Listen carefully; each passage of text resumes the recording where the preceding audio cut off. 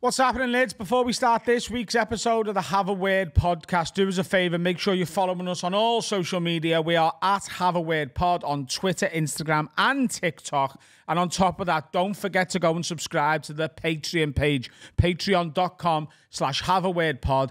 Early access to these episodes, an extra episode just for you lot every single week on Patreon. And don't forget those monthly specials, of which there are 40 plus now. They're basically a movie every single month. Patreon.com/haveawordpod. Enjoy the episode. It's a belter.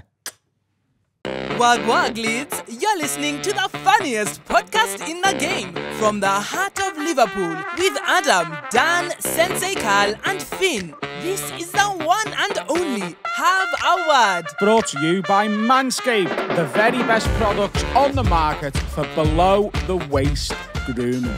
Go, Ed, get on me. Episode 299 of the Have a Word podcast. Is that Big right? one next week. Whoa. Oh, the big one. Big one. Extravaganza. Guest is TBC. Have we got any plans for Is there anything? Yeah. Just between you and me. We're going to do a podcast. In here. In here. In here. And talk about our dicks and boobs and stuff. By the way, those people who message us every week on the podcast, they're quiet. They're going mental right now because we're whispering. If it's a Spotify thing, just check the settings. We've done a post on it, haven't we? We'll do another It's one. not us. Yeah, it's Also, you. just get another fucking podcasting app. Anyway, welcome to 299. I feel fucking great, mate. Why? Flying. Genuinely, I had some sneak this morning. I'm not like, it's not an ad, it is. But I've slept dead well because I went on a big old bike ride. My massive bike ride up to West Kirby, then having a Hickory's, 2 beers, and then cycle back. Becoming a big fan of that. But I slept badly on Monday because Laura was away. Her sister-in-law went in for emergency surgery. She's fine. But Laura's really good at going, shit, one of my sisters needs me. I'm there. She's great at that, which meant that I had the kids all Monday night. And my son, God bless him, doesn't like to sleep on his own. So I put him in his bed. Night, 7 o'clock, closed the door. And I was... 7 o'clock? What do you expect? He's... I'd be the same. Coordination just hasn't Oh, even yeah, started. sorry. What, do I let him get last orders at the pub? He's fucking 7 3. bells. He's a fucking toddler. 7 o'clock's The footy early, hasn't even though. kicked off. What do you... By what standards is it early? Champions League hasn't started. Emmerdale's just started. And he was like, Daddy, the Champions League He's never started." heard the name Zach I was Dingle. like, lad, it's an international week. Shut the fuck up. Have your milk. Daddy. 7. I want to watch Wales play fucking nobody. And he's Scouse. That's how... I wouldn't be going to sleep at 7 either. so No, I agree. because you're a fucking 32-year-old man, Carl. Also, if you're ever round at my house and I give you milk and pop you in a bed and go, night, Carl, you've got... Mate, I would have my cock out. Go for it.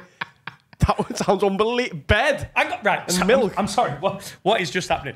If I put my 3-year-old Not to son sleep. to bed at 7 o'clock, you're like, that's fucking mad. What if I do it to you, Carl? Yeah, sounds great. Yeah, 'cause I've got I'd my love that phone. bit of milk. The Xbox. Yeah, I give him the Xbox. I give him a phone. He's trading Bitcoin.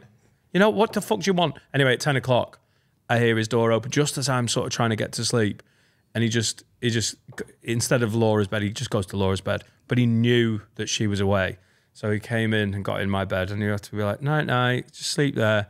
And he just, Daddy, why does the quilt stick to you in here? Daddy, it's so slimy.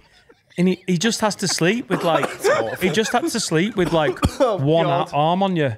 Like at one point, I'm not even messing around. I was getting to sleep and he just went.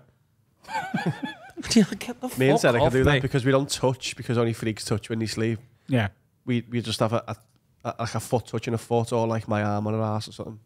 Not arm, hand. Mate, if, Your arm on her ass? listen, if I was Bellboy. sleeping next to Serica, I'd have a hand on her ass. Do you know what I mean? That's all good. But when you're getting fucking booted in the ribs by a 3-year-old child in the night, bad night's sleep, that, innit? I've got a question for you. Go. At what age Slept well last would night, you though. tell him he can't come in? 26. 26. No, but My genuinely, age. so at 25, it's fine. He can rent a HGV, but you're still letting him sleep in your room. Fucking hell, Dad. Bad night. But big day's work on the HGV. Come here. Let me put my hand on your forehead. Like night. Also, my wife and 2 kids are coming in as well. All right, everyone, happier. Surely it's like, I don't know. How old is he now? 3? 4? Listen, Etta every night before bed goes, Mummy, can I sleep with you? And she goes, no, Etta, go and sleep in your own room. And then she goes, Daddy, can I sleep with you? I'm like, fuck off. Also, no. it's so obvious that she's going for like, listen, mum's the headliner. I'll go for the support act next. No, I really think everyone being like, literally, even my wife, everyone in their own bed is the formation I want. Goldilocks. It's a 1-1-1-1 4 times. Great. It works really well. Could everyone just stay in the fucking room? At 3, you can't, when he's half asleep and he's coming in with his Lotso that Julia gave him, you can't be like, lad, fuck off. I get that. Yeah, but Get an HGV license and get a fuck how off. old is he now? 3.5. He's 3.5. So if in a year's time, if he came in like he did last night Yeah, or the other night, he's still in. a year later, I'm getting annoyed. a Still year in. later, Now I'm fucked off. You've been fucking. You need a year later. He's in 7.5. He's in juniors. Fuck. Yeah, you fuck can't be off. getting in the bed at juniors. Is that what it is? Is it different if it's your daughter as well? Because that is such a fucking legend and she's a cuddly girl and everything. If she's ill, all bets are off. She needs to. Yeah. It's different. But she is getting a hard line now. I think I might even be harder at Jack when he's like nearly 8. Yeah, because he's a lad and he's like, lad, fucking get in Yeah, your own come on, bed. man. Yeah. Yeah. Also, they've got great little What if bedrooms. he starts screaming? Go on. Well, that's different, but talk me through. What if he says like, "Let me sleep in here, or I'll tell mummy you punched me"? Wow. Punched. Tell you what, that HGV license has made him an evil little cunt, hasn't it? I'll tell everyone. Yeah. Hey, He's mate. got like his Teddy, and he's like, "If you don't let me sleep in here, I'm going to tell mummy that you punched me. Fucking, he's a mad kid, isn't he? Yeah. I'd be like, you are evil. I will bang my eye on that TV." TV? and tell mummy No you did TVs it. upstairs. The one that Uncle Carl bought me. I'd set a camera up and sting him. He'll be like, if you don't let me sleep in the bed, I'll throw myself down the stairs and say it wasn't an accident. Yeah, you can do what he wants then. He can have But the then you let he him can have the car You're giving keys. into your kids, aren't you? Yes. If they're psychotic, blackmailing weirdos, yeah. But I might have to have a conversation with Loz. Like, by the way, what's he watching on the iPad? What if she doesn't believe you? What if she's like, oh, right, yeah. No, me and Loz are fucking. We're a team. We're on the same. We're literally. So if he came to you and was like, "Mummy's just punched me down the stairs," would you not believe him? What? If he came to you and was like, let's say he's doing it to Laura. Mummy's just punched me down the stairs Big punch, that. in a Scouse accent. Lad, dad, lad. Just fucking karate chopped me down the fucking stairs, lad. Absolute nightmare. No, I wouldn't. No, I don't. Because I think he might be lying rather than. But what if my wife. as you went to Laura to double check? Yeah. She's like wrapping her hands and they were bleeding, Yeah, she was icing her hands up. Wow. and then she was like, "Oh, I've just been boxing in the On the landing. yeah. Jack her in the way. Do you know, I would start to have some suspicions, and I'd also think, oh, you've got to cover your tracks better She's than like- that. Just shadow boxing. One punch. What? She's a nightmare at Clocked altitude. that little cunt, didn't I? And she's like, Oh, sorry. If I got to the top of the stairs, so he's falling down the stairs like, the bitch punched me, right? And then I go upstairs and she says, I just punched that little fucker down the stairs. I think I'd start thinking she might have done it. Yeah, you're right. See, so you can't trust anyone. Oh, you can't trust anyone. Very important to have your missus, your partner, you've got to be on the same, simpatico. What happens if you go to bed and Jack's already in it? He's like, lad, behave. Yeah. What? Get in my bed.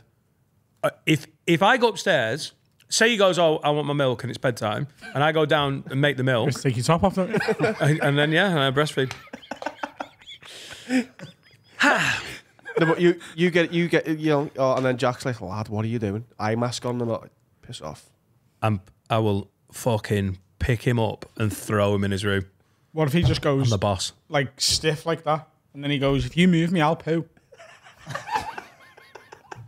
That's like a dead man's switch. That's a good move, that. Yeah, it is a worry if he says something like that. I've got no pants on and I will shit. Yeah. But yeah, I think you're overestimating the capabilities. And then you leave and he goes, yeah. Like, Dad, if you fuck move so. me, I'll tweet about Gaza. I'm not even messing. I will set up a fucking Twitter. No, yeah, there's things that would concern me. But again, I think you're overestimating his like evil capabilities. Anyway, can't wait till you guys have kids. It's going to be so good. Happy hardline. Got your own bed. What, one are you? Oh, you come around at Christmas. That's going to be really Says nice. you can. Will says- Jack be there? Oh yeah, he's out. He's got some lorry driving to do. It says on Google you can put a up to 5-year-old to bed at 8:30. So you're robbing him of an hour and a half. That's disgusting, isn't it? 3 to 5 years old, 8:30. 8:30's annoying though, innit? Because if he ends up being like a fucking Atletico Madrid fan or whatever, he's going to miss the end of the first half. Yeah. You won't know how many cards have been given. Yeah. He's got a knacker on first half yellows. Yeah. What do you want to watch on? What do you want to watch on TV, Jack? Do you want to watch Paw Patrol or Bluey? No, Atletico. In the Copa del Rey. Simeone's Atletico in the Copa del Rey. I watch him in all comps, under 21s as well. What the fuck are you on about? Sometimes it's 7:30, 8. Ooh. Like it's not. I'm not hardline 7 bells. Everyone's got to be unconscious. But Etta needs to be in bed at 8:30. Otherwise, she'll be wired at 9:30. They also get the zoomies. Because if you let her stay up till 9:30, she has a bag of beef. She has it. That's it. The limo man turns up at 9. Like the Sandman. We've asked him not to ring the doorbell. Isn't it mad if you let kids stay up, they get less tired? Oh, there is. The witching hour is unbelievable. To me, though. Like, sometimes I'm knackered at 8:30 and I go, I can't go to sleep now. I'll be up at 4. And then, like, an hour and a half later, I could literally start my day again. It's mad. It does me head in. I was talking to Jamie Webster the other day. He told me I should have cannabis oil. That's what we do, give the kids. We just let them smoke a spliff. Daddy, I've got the zoomies. Have a bit of fucking zooties, mate. I can't sleep without a spliff, Dad. You know that. We call it the boggets. That's Finn, isn't it? They just get wild. It's kind of fun, but when you're in sole control and you need them to go to bed, it is kind of fun to just sort of watch them wind each other up and go mental. But yeah, maybe cannabis oil's the way. I don't know what the legalities have given her. What's cannabis oil? That's a silly question. It's the oil of cannabis. No, but CBD. CBD, yeah. Without the HTC. Well, you can get it with THC. But what is it? THC? Wouldn't have recommended HTC is an Android phone, isn't it? Yeah. You going to start doing that? Getting on the pot now? No, I think I'm just going to try and change my ways a bit. It's a new dawn. It's a new day. It's a new life. ADHD, and I'm feeling good. Go on. Boom. I'm just trying to improve myself gradually. I'm making baby steps, you know. Yeah. I better watch out for my wife. I drink well more water than I did a couple of years ago. Yeah, you're not bad for drinking crap. You're a coffeesman. An absolute coffeesman. Coffee fella. But if you're not drinking coffee, it's rarely you go for something else. It's basically coffee or water. Last few years, isn't it? You'll have a Rio. I have like one fizzy drink a day. As a treat. Yeah. But I do drink a lot. I make an effort to drink more water now. I was hungover after the roast and treated myself to a cherry cola. Cherry Coca-Cola. It's very normal. Treat myself. Is that a thing? Treated myself. Treat myself. Never heard that before. Full fat cherry Coke, yeah. Like, I'll have one of them a month, feels like. There's an idea. Give one of them to Jack and Ed at like 6 p.m. They go sleep then. And a bag of Skittles as well. The opposite, Colin. It's the total opposite, isn't it? Well, are you talking sugar-free fizzy drink, mainly? It depends. If I'm hungover, sugar in it. I don't know why, but I need it. I genuinely feel like every time I have a full fat Coke, I'm just rotting my teeth. Yeah, it's like soup. Sugar soup, I call it. I do that one, it. Oh, yeah. Soup, I love it. Croutons in Coca-Cola. I love a full fat Coke on holiday. You don't strike me as a soupsman. Well, you're right. Suspicious liquid. But it's just veg, innit? You like veg, don't you? I love veg. Can't get enough. Nom, nom, nom, nom, nom. You know when I say I've had a yum-yum, I just mean I've had some veg. Roasted, boiled. Do you not eat veg at all? No, that's I am Dan Nightingale. We've been doing a podcast for a while. What? I'll have a tomato and cucumber salad sometimes when I'm trying to be good. Tomato but I usually eat that next to something that's bad for me. Do you like ketchup? Kind of. Do you like salsa? Yeah, Not the dancing, the sauce. Both. Yeah. Both at the same time. So do you like tomato soup? Tomato soup feels like a cold version of what's on a pizza with not the good stuff. That's gazpacho. Why is tomato soup? Are you just eating tomato soup out of the tin without warming it up? Spain. That's gazpacho. That's just gazpacho. It's Spanish for You can all make up words. You have cold. What? It's hot, innit? With Oh yeah, dead it's- buttery yeah, bread. yeah. It's Oh, hard. I couldn't think of anything better. Why not just have buttery bread though? Which is good. Because you dip it in the wet. Yeah. That's what it's for. Yeah, yeah, yeah. Oh, I you just like the bread bit. You're the driest scrans ever. So you don't just catch fire. What soup did we do on Dan versus Food? Was it a tomato soup, that one? We did a few, didn't we? We did we do tomato. some- We did Oh, yeah, mushroom. we did it in shot glasses, which felt fucking insane. Here, have a shot of Gestapo. What is it? Gazpacho. Oh yeah, I remember that one now. That wasn't very good, was Right, I've got the top 20 veg. Which ones do you eat? Okay. Yes or Yeah, no? cool, go. Carrot. I can, but I think I'm allergic to it. What What are you talking it? about? Can't be allergic to vegetables. Go on. Potato. In nearly all of its forms. Don't Onion. like mash. Listen, You're allergic. put it, is in, heavy. put it in a bargie and I will eat it and fart like a trooper. A mashed Potato bhaji. bhaji. Onion. He just said onion. Are you, look, if we're going to be knobheads, you've got to be listening. Go on. Tomato. Yeah, Cucumber. yeah. Bell pepper. What? Peppers. Peppers. Sounds like a dick, doesn't it? Look at your bell pepper, lad. What's a bell pepper? Just a pepper. Yeah, I'll have a pepper. Not like ideally on a pizza, but yeah. Spinach. Unding. No. Indian spinach. Spinach is nice, is it? Yeah. What, a big bag of spinach? Nom, nom, nom, Yeah. nom, nom. Do you want some crisps? Nah, I'll have spinach. Shut up. Nice spinach You're with some pretending garlic it's Both nice. exist. It's just earth. Spinach and leaves. some nice garlic sauce. You're It's eating a beautiful. plant. Shit as Popeye Fuck ever. off. Nah, Popeye. that's just Go on. earth. Broccoli. Shut up. Broccoli Cauliflower. is the heaviest gear. Oh, Have you never had like a chili and garlic broccoli? well, now you're making it sound better. Tender stem broccoli is so heavy. Oh, with yeah, the steak. tender stem, gazpacho. Goes cold in 4 seconds though. Just fucking learning. Go on. Cauliflower. Shut up. Lettuce. I mean, I can, but I mean, allergic. Unless it's just water that's gone hard. Yeah. Yeah. It's green, crispy. No one's water, even isn't it? asked he's there. Zucchini. Great first album. What? Who? What is it? You said. Isn't that? Oh, I thought we were Eggplant. Yeah. There's a again. Aubergine. thingy. Oh, cool. It's just a different way of Yeah. Green beans. Nope. Peas. Nah. Cabbage. No. Eggplant. to say. Just an aubergine. Radish. No. Sweet potato. Yeah. Celery. I mean, I will, but again, it's like lettuce in it. Who gives a fuck? Bit of salt though. Kale. Shut up. Asparagus. What? Makes your piss stink. It stinks of piss. No, it doesn't stink of piss. It makes your piss stink. I bet it does. I bet it does stink of piss though. Asparagus stinks of piss. Someone's pissed on your asparagus. That's what I've been doing wrong with veg. Laura's been pissing on it. You know, unusual prep, but that's what she loves. Guy, aren't you? So I think that was 5. On a good day, I'd like to be seen as a bit of a character, but I'd suggest that some days, I just, you know, people find it annoying. It's a fine balance to Do you get eat all right. fruits? Yep. Oh, fruit is just dessert, innit? You can't not like Oh, it's the pudding of. It's Mother Nature's pudding. Yeah. fruit. It is. What's your favourite fruit, Dan? I love. There's not many fruits I don't like. That Genuinely, feels like a lie. I've kissed loads of fruit. I by my honestly, nan's, lads. I actually think if you're treating yourself right, a really nice punnet of strawberries is a easily. beautiful Yeah. thing. Hack as fuck that, mate. You don't even know what a fruit is. I like strawberries. Oh, what do you want me to say? Oh, the feijoa fruit of New Zealand. Sorry for being hack. I like raspberries. What? I like raspberries. They do taste like. They're Raspberries really are nice. They taste like rugs, though, don't they? What? They've got a little bit of a furry ball thing on them, Yeah. haven't they? What are you doing to your raspberries? He tastes like a rug. I think I like them. A girl once told me that a raspberry is what a bell end feels like. To lick. Yeah. Yeah. What? Some To lick.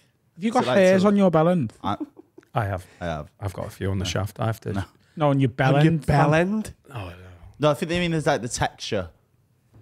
you can't have a hairy I can bell see end, can that. you? I can see that. Yeah. Yeah. I don't know how true it is. What were you And that's how he imagining there? sees. For the audio listeners, that was Tastes awful. like raspberries. Let me just think. Yeah. Just like the bell ends. Like a I've licked. kiwi, me. Love a kiwi. That's not hack. It's not. Danny Mac of fruit over there. Very alternative. Kiwis are lovely. They're sharp.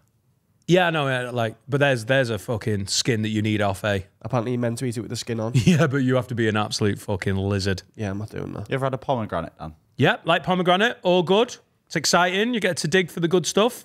Split a pomegranate and go fucking. Oh, I'm lazy with my pomegranate eating. I just get like a punnet of pomegranate like Seeds. bits. Yeah. Do you know what I mean? Same with passion fruit. Yeah. Passion fruit's a fucking sneaky one, I think. It's bogies, innit? It is sweet bogies. It's fruity, spicy bogies. Good though. What? I'm not into it. None of the passion I think we've all been hoodwinked by the passion fruit industry. Because it's called passion fruit. Yeah. Right. And it's in a porn yeah, why is it star got a market. fucking Why is it adjective in called passion fruit? Can we get Stop putting adjectives in names of etymology? things, by the way. shagger fruit? Give us some other examples, Carl. Great Britain. Passion fruit gets its name from the passion flower, which is part of the plant that produces the fruit. It refers to the passion of the Christ. What? The various Mel parts. Gibson discovered it. It's God's bogies. Mate, that is misleading, isn't You've it? never had the Hey, passion our fruit, have girl, have a J2O. Passion fruit will be shagging all night. The flower's filaments represent the crown of thorns, and the 5 petals and sepals symbolize the apostles. That was And that's some words, why that. Christians shouldn't name fruit. What? Which race should? Religion? Race? Race. Which race? Hindu fruit. Hindu fruit would be good. Yeah. I'm fucking starving. Oh. I love it when we get a roll on early, but it's terrible when we start talking about food. I got just it. get the fucking hunger on. I got into town nice and early today. Got here at 8:45 and took myself for breakfast. Oh, that's nice. Did you have just a little bit of you time? Yeah. You do seem quite calm today. I woke up nice and early, against me will, because my alarm went off. What time? 7:30. Did you set the alarm? Yeah. It's not Trying to get up early, even if I go to bed late, I'm trying to force myself to get up. And even if I have to have a nap in the afternoon, just fucking be up, get up and have a coffee. So I'd had 2 coffees and I got a third one, but I threw the third one away because it was knocking me a bit sick. I don't think I'm 100%. right. You're taking my lethargy for calmness. Oh, okay. I think I'm a bit bunged up, Everyone's a bit not well, aren't they? but I want to. We're going to Dublin at the weekend to see fucking Stapo. Staples. The stapler. I'm seeing him tonight as well. Chris Stapleton, Manchester Arena tonight, and Chris Stapleton again, Dublin Arena on Sunday, and you're there. And then Doing I'm your little doing gigs. Dan Nightingale and Fiends, which is literally got 2 tickets left, and then I've sold out the Laughter Lounge, which sneaky is something I've wanted to do for a long time. Chuffed with that. Holly and everyone at the Laughter Lounge are good eggs. But so we finish at 9:15. We'll be done by about 9:15. Going to do a bit of a meet and greet afterwards because I didn't get to do it on tour last year. And then we will be out on the street to Dublin for, I reckon, 10 p.m. So that is a beautiful thing. We'll try and bring Stapleton out. Chris, big Chris. Yeah. That'd be class. I reckon it'll That'd happen. make my life. I reckon it'll happen. I'm going to try not to get too pissed in Athgarvin on Saturday because I'm going out to the Athgarvin Inn on Saturday. I'm staying in County Kildare near Decorah where we did the GAA special on Saturday. I'm going to go Gravediggers from the airport, the John Kavanagh Gravediggers. Yeah, do you want to go? We can go there actually because I haven't been there yet. We're going on Apparently it's the best Guinness on the planet. Friday's I'm there then. Friday's a Monday. We're there. Tell me who Chris Stapleton is. You should Tennessee probably leave. Sweet Tennessee whiskey. Probably leave. And Tennessee That's whiskey. good. You're as smooth as Tennessee. Tennessee whiskey. That's what I'm looking He's forward good. He's a good one. He's my favourite one. Give you that one. He's traditional country and he's also just like quite rocky as well. He's not like proper like. He is Kings of Leon with a country twang. to. Yeah. If I don't say this out loud, I'll forget to say it. Would you like to go to see the Lumineers with me in March in Manchester? Sure. Right, cool. Because I love the Lumineers. Their lead singer follows me on Instagram. Flex. Wesley, is it? Snipes. Is it Schneider. Fafana. yeah. Any of them. Wesley Fofana is in Lumineers. Yeah, he followed me a while back because I shared a video of him on stage with Shane Gillis and Zach Bryan. Oh, yeah. Are they Hey Ho? Yeah. Yeah. Oh, hey. But that's not the best one. That's the one that's their first hit. But like Cleopatra and Ophelia and Stubborn Love. Finn loves them. I do. What's your favourite song, Finn? Not Hey Ho. Finn. Stubborn Love. Finn, you I just go like to gigs. every Yes, live I just gig. like gigs. It That's was a why I joke. think of you. And it's Yeah, also I nice do. to spend time Yeah. with you. Yeah. All right? I'll go to any gig. I'll treat you. Oh, thank you. All right? Yeah. I don't know if it's sold When out. is it? Where is it? Manchester, about the 25th of March. I don't know how big the Lumineers are. I don't know if they're like, oh, we've put on a... Will you? Yeah. Ah, it's off. They are I'm at busy. I'm too busy. the AO Arena, which is We'll go and ruin it if you Manchester Arena. want. No, I think. Hey ho! Oh wait, no, I can't go because that's the day my brother's getting married. Apologies. It's the day your brother's getting married. Oh, it just is. another wedding I'm not invited to. Brilliant. What You've met weddings my haven't you brother, been like, invited twice. to? Let's not bring it up. That is not true. I met him 6 times. Have you? And I met Thomas Green a lot fucking more than 6 times. Not all of us could get an invite, Dan. Are you invited? No. Are you invited? Yeah. You're invited. Listen, Thomas Green, this is for you. So hang on. You're invited. You're invited. He's invited Will, Harry, and Steve, and me, and not you. Are you invited? Are you sure you just didn't get the invite? Listen. No, I and- spoke to Thomas today. He said Dan's not coming. Oh shit! Not coming or not invited? He said Dan's not coming. Oh shit! Have you pissed him off? He was fine the other day. He's fine every time I've ever seen. Do you know? Because he's one of the nicest people I've ever met. Maybe, Yeah. maybe We it's had not a- Thomas. What have you done to his lady? What? Oh shit, Fat Bev. Oh god, Calling her fat Bev. Oh, that was- yeah. that was the problem. I've been calling her Fat Bev the whole time, and she's not fat. And she's not called Bev. I think it's pissed her off. It is. Yeah, yeah, I mean, yeah. Not joking aside, it is weird that we're all invited and you're not. Yeah. That's why I brought it up. It's hurt my feelings. I've got some lovely voice notes from Thomas. Someone send this to Thomas, please. at No, home. I'll send it When to are we Thomas. getting our suits done for your brother's wedding, Finn? Fuck I think off. we're going in March. He's What? the mate of honour. Suit shopping in March. Hang on. I know his brother better than you, though. We've been to The match together. when's the wedding? The That's wedding's fair. in March. No, May. You just said you're going to a wedding instead of going to. Yeah, because he got the date wrong of the gig. Oh, it's in May. It's in May. Oh. Right. 2 seconds. Sound of me. Hiya, Thomas. Dan Nightingale here, your old pal. Just really enjoyed working with you at the roast. Well, obviously, we've had that back and forth just recently when we had all those WhatsApp voice notes together. Just want to say I didn't really get a chance of brilliant work at the roast. Unbelievable. But again, I'm reiterating the things that have been said in that lovely back and forth WhatsApp voice note we did just yesterday. Really just chatting away amongst the lads on Have a Word. Hiya, Just, Tom. Hi, Tom. yeah. Here's all your wedding guests chipping in.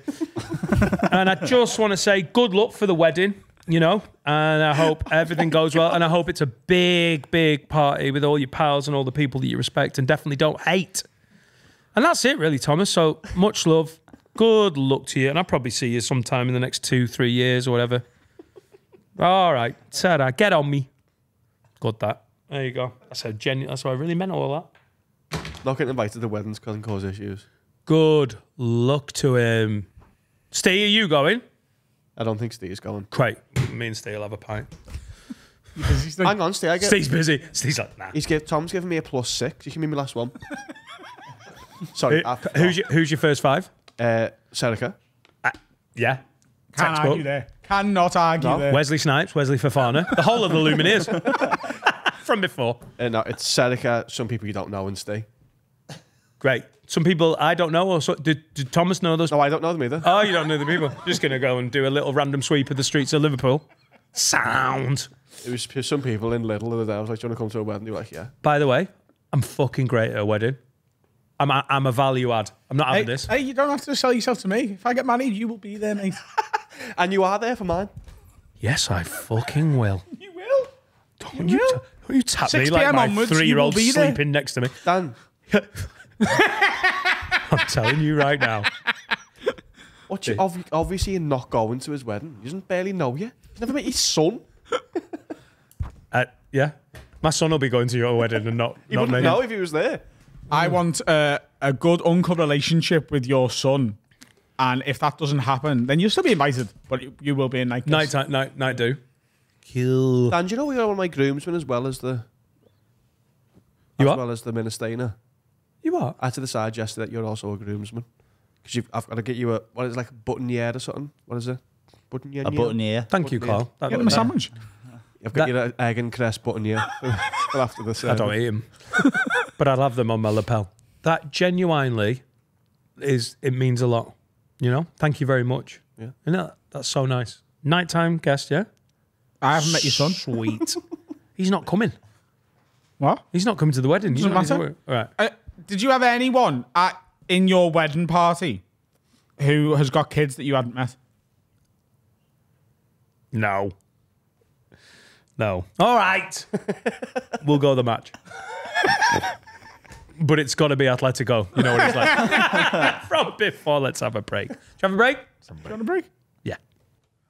What's happening, lads? Time to tell you about my absolute favourite sponsor. It's the best sex toys, the best sex dress-up, the best lingerie in the game. It's lovehoney.co.uk. Promo code AFF-word20. 20% off site-wide on everything from outfits to vibrators to lube, eh? Lube up a bumhole. Put your cock in it, eh? Everyone loves sex, don't they? It's dead nice. Feels good. And touching yourself and touching people you like. And, it's nice. But you can take it up a notch with everything at Love Honey. Just spice it up. Make it lubey. And stick things like that in you. That looks great, doesn't it? It does look good. I sort of regret that that's never going in me.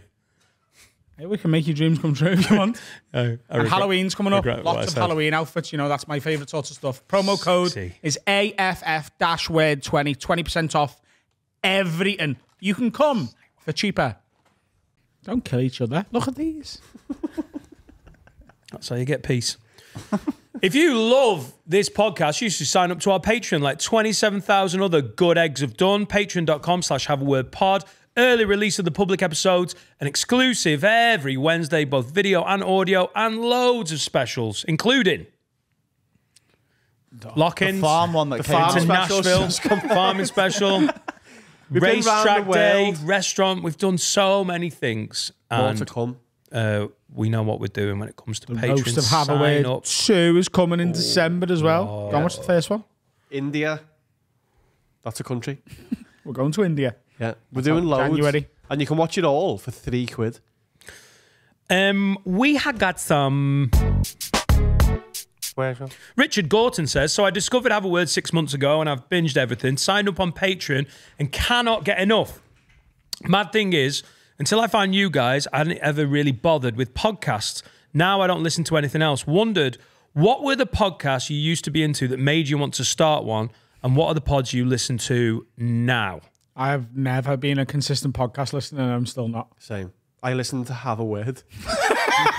And that is the only podcast I ever listened to before I was I on. watched the clips of Two Bears. I've occasionally listened to like a comedian that I'm a fan of on Rogan. Yeah. And I've listened to all of Series 1 of Serial and some of Series 1 of Undisclosed, which is about so Serial. good. Right. And end of list. What about Barry's pod? I thought you enjoyed that. Parapod. Oh, the Parapod. Parapod. I did listen to that. I used to listen to that in the bath. I do ghosts in the bath. That was no blowing smoke up his ass because he's our friend. The Parapod is fucking great. It's so funny. Was Well, that's great. my first answer. I listened to Peacock and Gamble when I was like 11. Hey, Peacock, they fucking smashed that early. Yeah. They were really early And then doors for British that podcasting. got me onto the Ricky Gervais stuff with XFM and then the Ricky Gervais podcast. That was a bit of a cheat, though, no, what I'm saying, because they had a radio yeah. show that was podcastable. They didn't. It was They so went the good, other way though. with it. It's still so good when you go back and listen now. Yeah. It's really I fell asleep good. to it loads. Yeah. And then what was that? Yeah, I listened to that quite a bit, like via the TV. I'll put that on like the telly. Yeah, I'll watch I'm a my big podcast guy, actually. Yeah. Turns out, I fucking love them. I watch Rogan clips. I watch 2 MMA podcasts. I never listen to podcasts though. I don't rarely watch them. No. I used to listen to The Bugle with John Oliver. Sniff it as well. We're in the cupboard, Dan. John Oliver and Andy Zaltzman.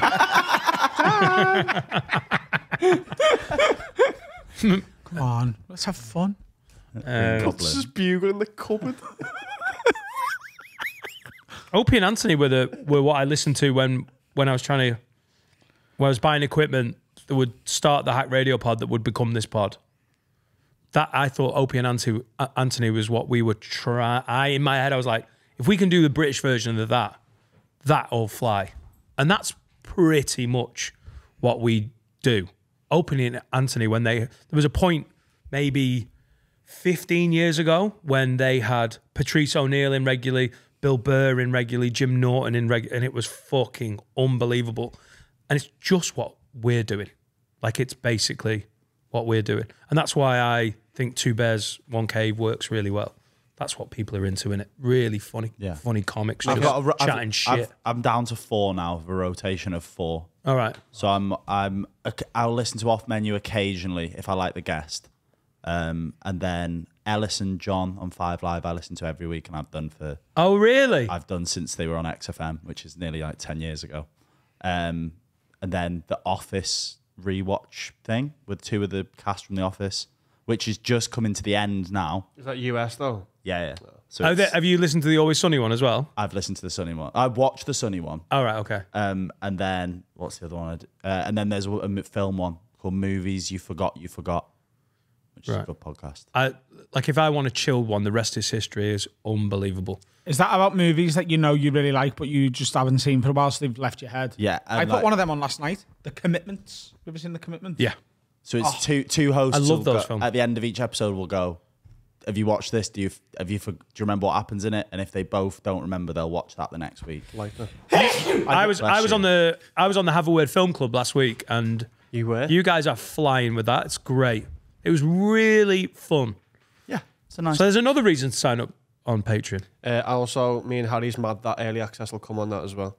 I did it with The Lincoln Lawyer.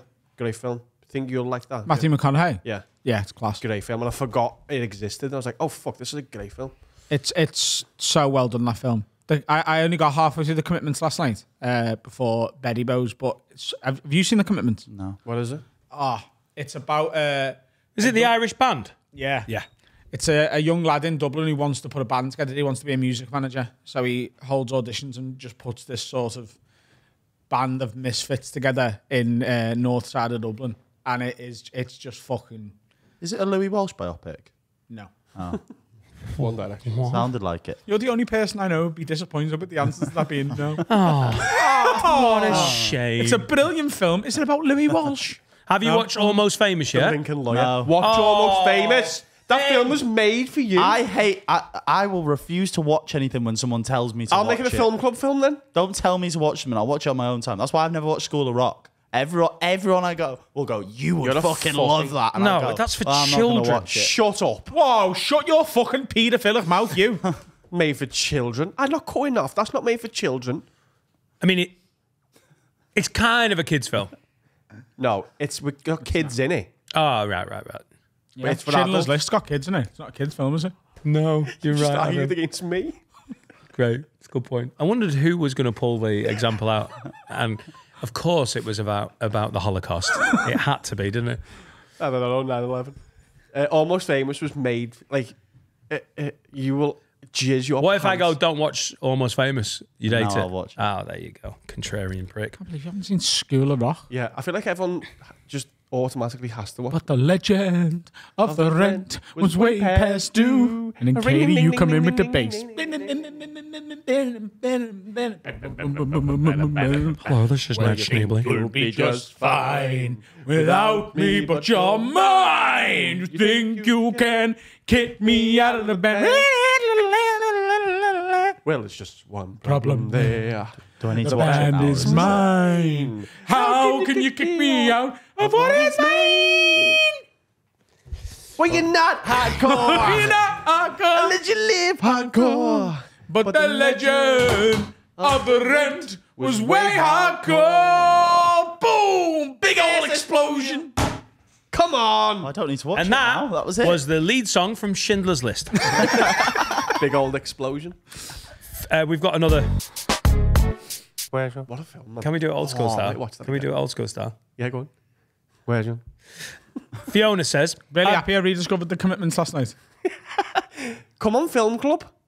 And we'll do that. Said I'll do it. All right, we'll do that It's film. like I'm waiting to be asked to come on to it. Bro. Okay, Adam. and will you he's come on like film? this. He's like this. He never just comes to meet my son. He's like, I'm an invite.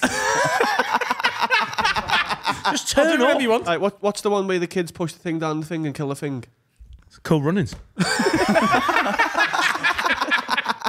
Sleepers. We'll do Sleepers and The Commitments then, because you love them two films and I've never seen either of them. I do. There's so many though. The Commitments is fucking. Can we just Or stop you the pod? you and can watch pick the like an obscure one. Like Not Dan. go for Fight lunch Club. and watch The Commitment. Shawshank Redemption. Pick an obscure one like Dan did. They're two good ones. coming I'll up have a for me, think though. though. You gotta do your homework. Yeah, I'll watch them. That is the homework. That is the homework. That's the only thing, isn't it? Yeah. I'm writing something at the minute that the commitments has provided some inspiration for that I wasn't expecting. A musical? No. Stand up. You're starting a band in North Dublin. We are going on Friday. Is that where we're going? Yeah, trying to get Chris involved. I like Chris. Look, I know you're doing well on that, but I think we can take this to another level. This is Carl. He plays the tambourine. We've got a... Ignore his face. Oh, my God. Killing me. Fiona says, I've been doing therapy for the first time, mainly because you guys have talked so openly about it. I was wondering... That's nice. If you could magically erase one vice or character flaw of yours, what would it be? And what would the lads erase for each other? Wow. And that's from old crazy Fiona. That's a I'm good joking. question. Then. It's Fiona. Procrastination. I can't do something unless I have to. If I've Same. got another day to do it, I'll do it on that day. You are a homework at the back of the bus kind of kid. No, because that, to me, I've run out of time there. I'm the night before, like an hour before I go to bed. Right. Okay, yeah. If I've got something that needs to be done, I'll do it up until. Like if you get a parking fine, you pay it on the last Strangely, day. not with that, no. Penalty notice. No, but that doesn't count. He just doesn't pay him. I do. He waits till there's a fucking bailiff at the door. Like Film Club, I watched both films the night before Me too. Right. because I had to. So what do you just mean?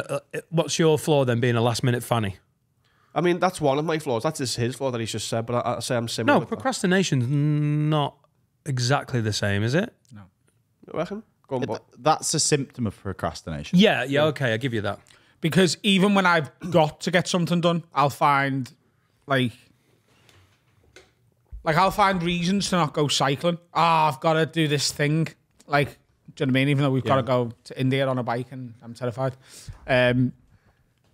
yeah, I think I'm. Do you know how many people have died since the 80s through snake bites in Australia? It's not even since the 80s, the last 20 years. Gina messaged me yesterday. I was like, shut up. She was trying to make me feel better, and I was trying to make her feel worse. Right, Australia or India? You said- Australia. Oh, Australia. So Australia, land of the snakes. How many people have died from snake bites? And it is since the 80s. I want it to be low, so I'm going to say 2. 43. Oh, and that's my age. That feels The ominous. land of the snakes. Land of the snakes. That's Australia. Yeah. How many in the same time period in India? 7,922. 1.3 million. Genuinely, I don't mind if this gets cut out. I need that not to be true. It is. Adam, what have you made us do? I know we're trying to save But a also hospice. the population Can we not of just do it India- in like Scotland? I'll do 450 kilometres in Scotland. Per capita, it's not as high. How many people have died from snake bite since the 80s? Snake bites in Strathclyde. Go. So we're going to More like the drink. Get out. Dan, we're going to Rajasthan.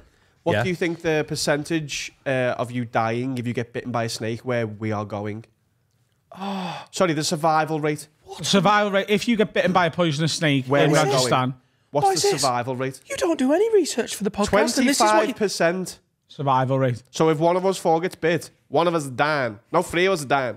So the annual snake bite death in Australia is 0.03 per 100,000 per year, or roughly 1 to 2 persons per year. Right, so we've moved the challenge to Australia because it's sensible. And that's down from 13 persons per year back in the 1920s, The roaring 20s. India is between 81,000 and 138,000 each year. And that's not bites, that's deaths. And as many as 400,000 amputations or permanent disabilities occur on top of the deaths. Cool. Listen, I'm all for saving Zoe's place, but I'd like to do it differently. I'll build a new... They can have my house. What about that? Just move in at mine. We've got 4 rooms and listen, we've got rooms for 4 families in the house and then 46 families in the garden office with Isham You're not wanking. thinking about it? Don't get bit by a snake. You see a snake, just move your bike that way. That's the thing with those 1.3 million idiots. If they'd have just got up and gone, you know what, I'm not going to die from a snake bite today, they'd have been sound. Yeah. Brilliant. What the fuck are we going to do? Yeah, we are going to silly land. What can I... Is it mainly on the Can't leg? call it that anymore. Is it mainly on the... Go back to silly land, you. How many was it, sorry, in Australia? 1 to 2 people per year. Okay, it's 58,000 people per year in India. Bunch of silly It's more bollocks. than that, though, isn't it? The World Health Organization estimates that around 58,000 people Yeah, but they're die. in big India's pocket, mate. It's actually double that. Who are they? Some of them just die and don't get, they just roll into a ditch and they're gone. I got told by someone who regularly goes to India that we're not going to be the same people when we come home for the things that we're Well, gonna, no, I won't be. I'll be dead from a snake bite. no, for the things that we're going to see. Okay. Yeah, she said, like, it changes you mentally. I just don't see that. Like the abject poverty, like inescapable poverty. I thought we were cycling through the rich bit. No. No, just past the fucking Deli Morrisons and whatnot. The Better than the Morrisons. I also Deli. think people like that, they just like saying that. Do you know what I mean? I think we'll see it. I think like there will be really sad bits that we'll see.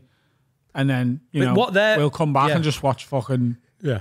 Well, they're not Die Hard 'cause factoring in. It's Christmas time and we'll all just be like, oh yeah, Santa. That's what That happens. doesn't exist. Have you seen awful poverty? Just come home and watch Die Hard and be No, like, you watch the "Wow, commitment. look at It's meant to be boss. It is good. And there's What they're poverty not in that. factoring in, though, Carl, is what if I'm a big fat selfish prick and I'm like, oh shit, But that's you're not, awful. are you? You're not. You're a really, really feeling person, aren't you? Wait to call you gay, innit? Tupac in the 80s. Just heard some audio. Listen to this. Bender. What floor would I take for myself? I would go vice of. I'd love to stop eating shite food. Genuinely, like I don't eat much, but the stuff I eat is Can we keep getting lunch and I get the least healthy of everyone's? And I'm the oldest, so I'm closer to death. Would you genuinely rather take away the urge to eat bad food than the occasional, even like remaining urge for cocaine? Well, I know it's- you've dealt with the major problem that was there, but like, Well, I don't. If I had a free roll of the dice to lose one vice, bad. Bars, mate. Why would I waste it on coke when I genuinely feel like I've cracked it? And what helps there is, and I mean this, and I've said it before, people not offering it me. It's literally like Liverpool on a night out has gone born again Christian because no one's offering it me. And Laura said this is part of the reason she fucking loves you lot. None of you do it, and I know, but like mainly, Finn's a lemo hound. but he's also more of a friend than he is do you know? Yeah, fuck. Right. So she loves you guys, and every time I'm on a night out, was and the if, end if of that it's your L lot, lover or lemo? He's more of a friend than a That's what you said. lizard. Yeah. So I'm on not having the cravings or urge or I got still there, steaming though, on innit? Saturday. It never leaves you, surely. Like a smoker can not smoke for 20 years and get back on it. Yeah, but why instantly. waste the? If I've got a magical roll of the dice, it would be such a waste to deal with the thing that isn't bothering me. I'm not And bothering no you other right drugs now. bother. Oh, you think it might come back? I'm saying, I think And that'd be also, pretty weird. Like to follow your logic through, how often are people coming up to you in pogues and being like, "Hey lad, got some KFC in my pocket if you want it." You know what I mean? If being offered it's the problem. Hey, no, it's not. salt and pepper chicken. No, yeah, don't bump into someone and go, "Here, have a wrap." lad, go on, some shumai. No, I wouldn't waste it. I feel like this year's been a big year where it's just not a problem. But eating crap food all the time is probably going to do me in. Yeah, I think mine's sugar. I'm not eating sugar today, and then I'll just get to a time. Just spoonfuls of sugar. Yeah, makes the medicine go down. Couldn't help yourself, could you? No. It's like an autism. It's like, say the rest of it. And then I'll get to like a time and I'm like, oh, it's the end of the day. I'll just have a couple of bit, and then what have you done? It's fat and sugar, innit? It's not just sugar. It's you need No, I that. think You need it's- fat. You need fat in it. Like everything that you think, oh, I want something sweet. It's got loads of fat in it. Like all puddings, loads of fat as well as sugar. Sweets have got fat in them and sugar. It's that combo. You're not craving just sugar. You're craving the sweet things that people like. All the crap that people make that's got. Yeah, because you could eat lemons, I suppose. I don't think that'd help. No, but yeah, you're craving like processed sugar. It's not the fat in it that you're craving. No, but just sugar on its own. It's if you know when you've got a sweet tooth, if someone had a spoonful of sugar, it's not just that you're craving, really, is it? It's the crap that goes flavour. into the sweet things that we're craving, and it's fat as well. It's a combo of sugar and fat. I'd love to be able to take a pill where I didn't want sugar anymore. I would Ozempic? definitely. That's a suppressant though, isn't it? It's not just My mate Will is on Ozempic at the moment. Yeah, it's just suppressing. And he was like, I literally had 2 mouthfuls of a salad from Sainsbury's and was like, that sounds that's shit. heavy. I enjoy food. I don't want to lose the ability. Ozempic is an emergency option. Yeah. If your health is at risk, I think. You seen the government are going to start giving it to fatties Yeah. for free To get them back into work. jobs. People who are too fat that they can't work are going to get prescribed on the NHS as Ozempic so that they thin up and get back to work. What? But it's not a solution, is it? Because are you going to be on Ozempic for the rest of your life? And also fucks your bones, doesn't it? Yeah, Thins your bones, apparently. Yeah, because you're not getting the nutrients from food. Damn. Yeah, I think mine definitely sugar. Is yours weed? I like it. Yep, I like sugar, Finn. I like it. Yeah, but he likes liking it. You're You don't like better liking on it though. You like there was a period a couple of years ago where you didn't seem like you were dead happy and it stuff. was like, it was like all day, every day. Whereas now it's like, I make sure I've done all my work. Finn, I think you're having a good period. You're in a. I feel you're good. In a, I feel you're the best smashing I it. have for a few years, which is nice. Yeah, you can tell. You're So if weed's part of that, it's not a problem, it's is it? It's probably similar to Adam's in like laziness. Like I'm so annoyed at myself that I've not got any better at guitar for about 6 years. How'd you get And that's better? just from laziness and like not learning new stuff, just doing the same fucking Oasis songs over and over. Because it's technical, isn't it? Like you practice. Do you, what don't you know on the guitar? I'm a bad guitarist. Yeah, that's not what you have. He's a good lead singer, and he's got musical talent. I'm But he I'm can't a singer do- that plays guitar. I'm not a guitar player. But I then can again, play Finn, chords. you wouldn't want to be one of them guitar wizards Yeah, I who would. can't be a frontman, who hasn't got the creative gift, who can just like an autistic fucking guitar Oh, hero. yeah. Go, But No, he but can be a I'd- frontman. I'd- He has got creative, so why not? I'd add like the- to be able to like write proper riffs and stuff. Right. I'm not a riffsman. Yeah. How'd you write a riff? Can't you just say it in your head? Like, bow, bow, bow, bow, bow. How'd you write that? Yeah, you can, but you then need to play that on the guitar, don't you? Yeah, but how'd you write? This guitar's shit. I'm singing it to it. Why don't people just sing the music they want to do more?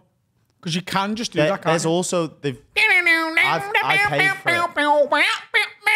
There are If you could do that on guitar, you'd be a billionaire. He couldn't play that on the guitar, but he can make the noise. There are in history, you'll know more about. There are Yeah. bands where the lead singer's gone, I've got a great idea for Yeah. a song, and it'll go, and he can't play a fucking thing, and the band go, oh, hang on, what like this, and then just That's replicate his how sound. most of when I go to my band rehearsal and I've got a new song, it goes like this, and then they just go. And I'm not going. It's this, and this. Yeah, but You why don't they just that's- get mics and go? So there's a new app. I paid for it last year. It was expensive. It was like 180 quid. Where you have a microphone and you do that. You go like bam, bam, bam, bam, and it'll turn it into like stuff on the software which is called Logic. It'll turn it into like a piano. That's cool. The You're gonna get AI for music is terrifying in that you can make songs now that could be on the radio where no one's played an instrument. I saw Timbaland being shown how AI can put the vocals onto a track, and it doesn't do the lyrics. It just goes, this is where we think the vocal should be, and this is the pitch and notes that they should be. And he's a genius, is Timbaland, isn't he? And he was like, how does it know how to do that? He was like, it's perfectly positioned, and like, and it was just like, it was making sounds like someone had Figuring bad out the diction. lyrics. Yeah. Yeah. And he was like, it's incredible that it knows how. And then there was a look of fear because you can see him going, is this what the future of music production is going to be? It is though, isn't it? Like, I know we've spoke on the pod before about like AI taking over and stuff, and Carl's always like, oh, it's going to be fine because it's not just going to come and kill us all. But do you not think like 2 generations from now, like our grandchildren and Dan's great-great-great-grandchildren, do you not think like that they're going to be so unskilled because no one's going to need them to learn anything? Yeah. Yeah, it's like So Wall-E, if AI innit? can do everything, what do they do? Yeah. What are they going to do? If AI is doing everything, But There's some there's professions that are safe. in terms of like art, as a broad term, not painting and stuff. There's something that can't replace humans, and you can still tell. I think you're underestimating what AI can be in 100 years. Yeah. Last That's why year, I said it 2 was- generations. But do you not think there'll be a distinction of like people will go, no, I don't want to listen to something a robot's made. I want to listen to. But they might not know. Yeah, I know what you mean. also- Yeah, yeah, like yeah, a boutique music. Yeah.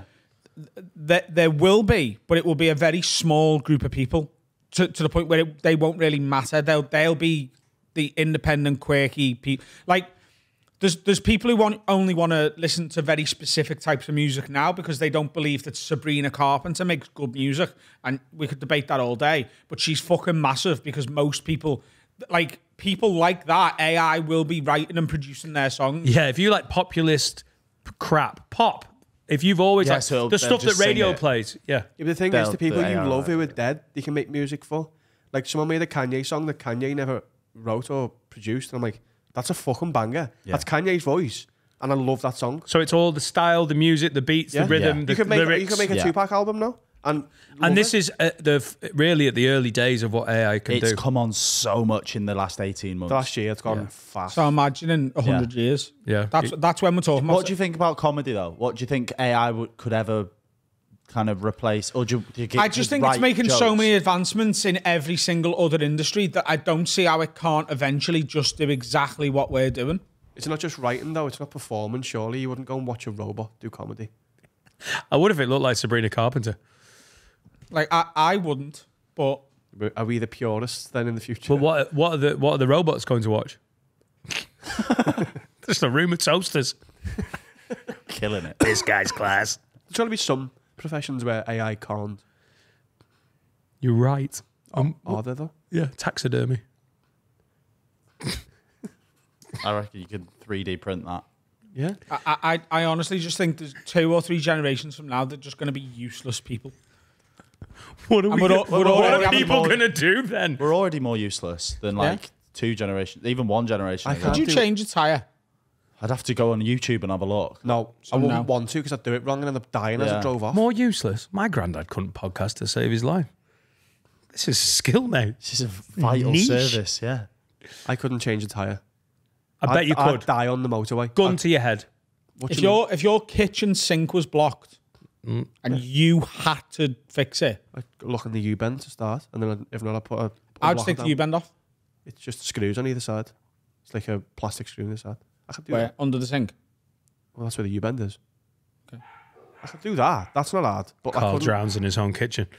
But I could, if I broke down the motorway, I live on the motorway until someone comes to get me. Like I think the future of the human race is sad and pathetic. Yeah, I and think terrifying. we're near the end. I know they probably said that 100 years ago. Yeah, they did. Yeah. But I think every generation has said it for time immemorial. No, but I don't think 100 years ago they were going, in 2 generations' time, no one's going to have any skills. I think they were saying, like, we've already got all the technology we're going to have. Like, it was a completely different... Someone said it in 1920. Everything that's been invented, everything that will be invented has been invented, and the plane wasn't even invented yet. Yeah. So Right. Or the the shit. duvet. Yeah, but that doesn't... That Or my doesn't Chandler-themed rubber duck. there That's you go. the 3 things that changed the world. Change my But world. if AI can do everything, then in theory, shouldn't we all just be able to be sustained with a sort of basic income? Are we just maintaining the AI? Is that our jobs? No, because No, AI AI will maintains- maintain the AI. But who maintains the AI that's maintaining the AI? Is Ah, it there's more one- AI. Yeah, there's a guy called Jeff in an office. Just going, shit. Just got to make sure the maintenance link is sorted. it's So scary. you are right, which is why the argument for a universal basic income is louder than ever, but we're not there yet. And it is possible that it will just be... At the minute, we're sort of... seem to be sort of at the tipping point of capitalism, don't we? Because so much of the wealth is with the 1%, not even the 10%, but the 1%. And so many people are, like, even compared to 20, 30 years ago, people who were on, like, the median income 30 years ago were doing all right. And right now, they're struggling.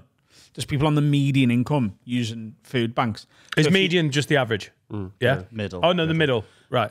is right in the middle. Right. So... What's mode? Or the one that occurs the most? Yeah. Sorry. Mode is occurs the most. Median is the middle value, and the mean is added all Average. together and Yeah. divide by how many. Well, they're all technically average. They're all technically a definition for a type of average. Right. Mathematician at heart. So, if you follow what's happened in the past 30 years, that isn't changing or slowing down. If anything, it's speeding up. We will get to a point where you know, the top 1% will have 99.99999999999 recurring for as long as you want to say the number 9% of all of the money. And there will be abject poverty to people who are in the top 20% of earners will be as in poverty as people on the median are now. Revolution, my friends. Anyone fancy one? Because that sounds like grounds for revolution. The 10 new Tesla cars, the Tesla taxis. So it's a Tesla with no steering wheel. It's totally autonomous. You get in and it drives you where you're going. And then it charges itself on a wireless charger. And then when you go to bed, it goes out and bees a taxi and earns you money as an Uber and then charges itself. So people can get fleets of them and just go to bed. And it'll drive around and drop people off. Yeah, I mean we're a while away from that, aren't we? But yeah, it's only a concept, but it'll get there. Feasibly, there's no reason it wouldn't happen.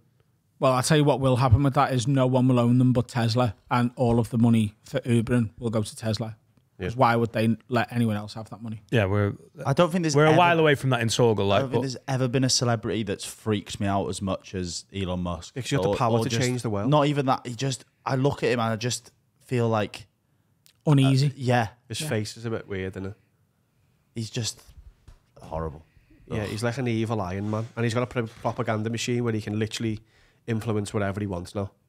I mean, I know it's not as powerful as it was Twitter X, but he's just. I mean, that's rich men have had the means of spreading information or disinformation for all time. He's just the only. He's just the newest. He's just the newest version of it. Like Murdoch's not had that for years. No, but also Murdoch, is an awful person, and we've all known who he is more than anyone else before. But even Murdoch didn't try and make himself a celebrity. Yeah, I know what you mean. Like Elon Musk is like, hey, look at me. Like Murdoch's never tried to do that. He's always been like, yeah, I'm the owner of this. Like, pay me respect with politicians and stuff. And because of that, people have got to know who he is. But Elon Musk is right at he's pointing all the cameras at himself, going, "I'm sick." He revels in it. I can change the world. Saturday Night Live. Like Rupert Murdoch hasn't hosted Saturday Night Live. Be a good episode though. Yeah, I mean, I'm not scared of AI physically, but in terms of what the quality of life's going to be going forward, it might be a bit stinky. Even the internet. I think it might get better. I was watching The Commitments last night, and is it not getting better, the standard of living? No, I mean, compared to 40 years ago, I mean, absolutely, it's better. I'm like, oh, that's not real. That's not real. That video's I don't know. That's not standard of living. That's just what you're watching. So what do you mean the standard of living? I mean, just 40 years ago. In terms of the money people have got, the comfort they live in. That's about to go away, as Adam just said. It's about to get pushed. All right, okay. Yeah. It's going to get worse and worse and worse. It's not going to get better from now, I don't think. Right, okay. I also don't think the standards of living are better. I don't know. The technology compared to the 50s, 60s and 70s. Yeah, but that's just technology, isn't it? The technology is better, but the actual disparity is so much bigger. Yeah. Or 100 years ago, where there was during the bubonic plague, people. No, not the 14th century. No, 100 years ago. There was abject poverty. There was slums at most of Liverpool. Yeah. We are in a better position there, and I understand the future looks bleak because of a disparity in wealth and stuff. But if we're talking about the average person in this country, their standard of living is far higher than it was. Oh yeah, totally. In 1924. In the Commitments, there's a scene at the start with loads of kids playing in the street. Big Commitments. And even that, I was just like, that you just do not see it. You don't see kids playing out, giving people. When was the last time you seen a kid giving his mate a takey? Just doesn't Do you know what I mean? I see John Heads wheeling round, but that's because they're all going to the circus one day, I think. Yeah, there's no kids who play at my road. If they do, I call them fat little cunts on the internet. That's why they don't do it. So Fiona, Finn's going to quit weed. No, he's not. Oh yeah, he's not. Well, that was pointless. Or maybe you will. Enjoy the future, everyone. Sounds fucking great. Hello, everyone. Now it's time to tell you about mine and Finn's absolute favourite sponsor. It's Manscaped. Oh, I love Manscaped. And they obviously do the best in below-the-belt male grooming. They keep upping the game. But they're also doing face grooming now with the Chairman Pro. And what can you do with the Chairman Pro, Dan? What can't I've got you it in do my with hand. it? It feels great. What can you do with it? Now, see, I have been cutting in this goatee that people love. My wife, not so much. But this would be perfect for you, Finn, with your beautiful Welsh Turkish face. Yeah? Yeah, you could trim that So smooth. just give it a quick little go? It Doesn't works. that feel exceptional? It feels really nice. It's got smooth glide, up to 75 minutes of runtime. It's waterproof. It's got a travel lock, LED spotlight. Basically, up your pube and facial hair game with a product from Manscaped. And also, Christmas is coming. Think about what you're buying the man in your life or the person who shaves their face and balls. Think about what you're buying. Stop buying us shit presents. Go on manscaped.com and check out their wonderful range and have a little look at the Chairman Pro. Use code WORD20 for 20% off and free shipping with Manscaped. Get it. How was your first advert? How do you think you did? It's good, I think. Yeah, really, really good. Thank you. Manscaped. Oh, it's very much cup of tea season, isn't it?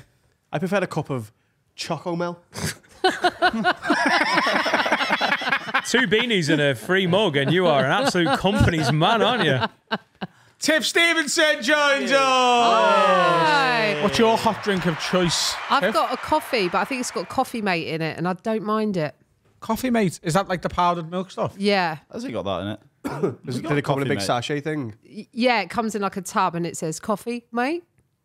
Yes, I think it's coffee, mate. I think it should be... Before we moved in here, we spent 600 quid on a pretty impressive looking coffee setup. And that was turned on day one and never again. Yeah. Where really? has that gone now? You've not got an No, it's espresso. not. We've got an espresso machine down the bottom, but Right, the right, idea right. of turning that on and then fucking cleaning it when you can just go round the corner and ask the wonderful woman who works in Preston Boys, that's for been you. in my house in about 6 months. Yeah. you came to ours last month with, Yeah. and you went, lovely that. I was like, Great. Did you just I'm take really it? enjoying it in the no morning. one noticed. Who cares? Carlo's the company, 300 quid. Yeah, nice. I feel like it is a fairly easy system. I got one. You just fire a pod in, and then it comes out. I know. Yeah, this but is- No, that's my wife's got that every morning. My wife. Adam made it do weird sounds. Not my wife. The coffee thing. They look very being sensible. brought in to mix things up, are you? But I'm talking about full, as if you're in like an independent, likes the smell of its own fart sort of coffee shop. Yeah, yeah, Right. We had one of those with a fucking. Yeah, a proper espresso-based coffee machine. The thing you're talking about is like the Nespresso pod machines. And look, they are really fine in like a comedy club green room, you know? Oh, they're good in it. That's great. That's set, like, yeah. oh, well, I need a coffee to pick myself up to do my set. Like, that's great. That's really good. But if you like Are you coffee... doing bean to cup shit, are you? Yeah. Okay. Yeah. He's Yeah. bean to cup, everyone. He's I'm a bean to cupsman. You know what I mean? I always need said either a What does batch that brew mean? or an espresso-based Grind the beans Americano. Do you know why it's called Americano? Do you know why it's called? Do you know why coffee is called? Why a black coffee or white Is coffee? it an is called? Italian-American thing? Because it's from South America? Nope, wrong. Sort of right. Yeah. Sort of right. So during World War II, I think that's a war, isn't it? Yeah, that was. So the Americans were in Italy, and the Italians were like, "You want the coffee?" And the Americans, they got shot at initially and then went, I'm sorry, we give up. Right. And then the next thing they said was, do you want the coffee? the Americans were like, "Jesus Christ, fucking strong that." Yeah, because Like, they were from Highton. right, bloody hell. So the Italians started watering their coffee down. So the Italian coffee is espresso. You just have an espresso. They started watering it down for the fucking Yanks, and then they called that Americano. Oh, I thought Italian-American. That is good factual. I can't believe I didn't know that because my husband is Scottish-Italian. Is he? Yeah. There's loads of Passionate. Scottish Italians. Doesn't like to talk about it. Have you heard them accents mixed? I saw a video on Twitter this week. Oh, really? It is the best accent mixed together. Yeah, his is fully Scottish. He's not really got any hint of, and he also looks. You've met him. Yeah, he yeah. looks very Scottish. He's got the. He's a good-looking man. Hang on, he looks very Scottish or he looks very Italian? Looks Scottish. very Scottish. Does he? He looks very Scottish, but you can tell someone from his past has been to Italy. Yeah. Like, I'm not Apparently lying. No, I you don't know. you would look at him and go, Apparently- "His granddad's been to Naples." You can. Apparently, the red beard is from the Italian side. Really? Which I didn't know. That not be true. Yeah. What? Yeah. You'd think it was Scottish. Yeah. Mad. How poor was Italy back in the day? The Italians were like, we need to go somewhere and make money. There's loads. So Glasgow. there's loads of, Glasgow and Edinburgh is big Scottish Italian. Yeah. So he's a Bertolotti, but there's like There's a Iannucci's, fucking pop star. That's his second name. Paolo Nutini, Valentini from Texas.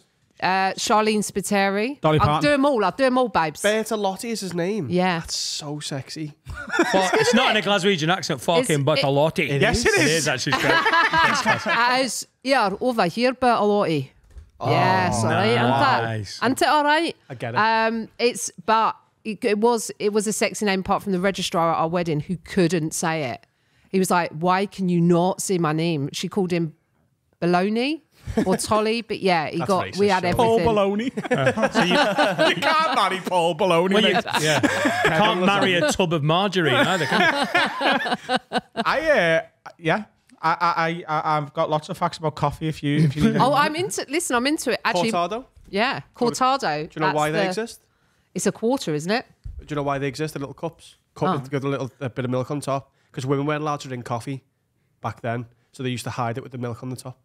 So what did all the Italian men just think the women were just shot in milk? Clearly they weren't very smart. It's like the OG Baby Chino. Yeah, it was to hide what they were drinking. Alfie Brown in his new hour has got an absolutely unbelievable routine about the concept of a baby chino and the name of the baby chino and how angry the word baby chino makes him. Is that just a small cappuccino? It's a tiny pair of chinos. Oh. Yeah, I love it. And I have an Americano and a pair of pants for me toddler. Yes. You don't mind. I used to have I used to say, like, if you're that desperate for your child to have froth milk, jump up and down and breastfeed it. But I do kind of get it. It's kind of like, it's a cute thing, I suppose, for the kid to kind of go in and feel like they're part of the experience. But when you're hungover in a coffee shop on like a Saturday morning and it's just full of, like, you know, kids with baby chinos, you're like, I want to end Where myself. do you go to coffee shops? I live in a really knobby place. You know this. I live in Muswell Hill. I'm not from there, but I live in like North London, and it is properly like, okay, there's a lot of women there with own a horse energy, and I have steal a horse energy, so it's just a different thing. Horse women? Yeah, it's very North London. It's not even the cool like Crouch Endy. It's like Crouch Endy grown up. Yeah, Crouch Endy's a bit more arty. Muswell Hill is a bit more. We were there. We were at Ali Pali for the Red Bull soapbox. And I parked. It's where the darts is. Yeah. Yeah, but that doesn't fit with Muswell Hill, does it? No. I parked up and I was like, oh, these are some nice houses. Yeah, some big houses. I'd have loved to do. I usually do the right move thing of being like, you know, when you're trying to guess what it is. Yeah. Because in Chester, the houses around where I parked in Muswell Hill would be 800 grand. Yeah. And I'd suggest they'd be a little bit more. About 3 mil, I reckon. It's Yeah, mad, easy. innit? Is London that good? Because you can have a fucking palace round here for 3 born mil. there. I can't afford to buy a house there. I've been in the same place I've been renting for 15 years, and they just jacked the rent up after, like, you know, cost of living crisis, whatever. So you're more poor, so So yeah. money. So now it's harder to get. Yeah, but everything around there is it's just crazy. It's just crazy. Even the bit we're in the slightly scuzzier bit. Which you go Muswell Slightly Hill. scuzzy a bit of Muswell Hill. Yeah. Nightmare. You Down- can't get anything like bigger down than by a the 4-bed. down by it's not the Waitrose end, it's the Tesco's extra end. That's how you Scum. delineate. But like you wouldn't, so you say Muswell Hill and people think it's posh, and then during lockdown I got one of those inflatable hot tubs. Did everyone get an inflatable? Thought about it, got close. Oh. And so I was doing all these videos from my hot tub, and people were thinking, look at this posh bitch. And I was like, I am on a square of concrete just outside the North Circular, but they don't know that. So that's just how you can lie on Instagram. I'm like, look at my glamorous, put some fairy lights around. Anything's fancy with a couple of fairy lights. It is. So I think they were Christmas lights that we just left up from 2 years ago. Yeah, they look sick though, don't they? But like, it's just, they're synonymous They with do, the shot of gas now. Like, they can't go anywhere, you know what I mean? Have like you seen you can get puppuccinos as well? what? You're saying baby chinos to get the kids involved. People not get- Puppuccino's just whipped cream. Yeah, In a- people not get- But for your dog, Yeah. so dogs can get involved. for I would have thought that would have been Right more of a cat vibe. You can't take your cat to the coffee shop though. True.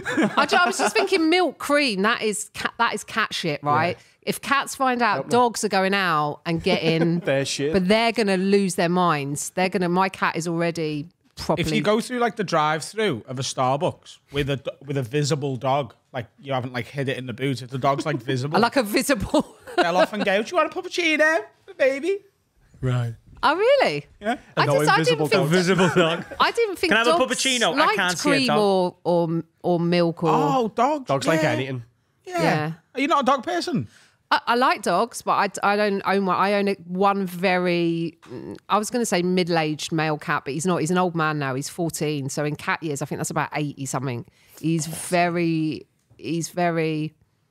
Roisin always says to me, he looks like he would kill a wolf. He's got like he's a very edgy cat. He's not going to do well if you bring a puppy into it. He scares dogs. He'll get into it with them, and he'll.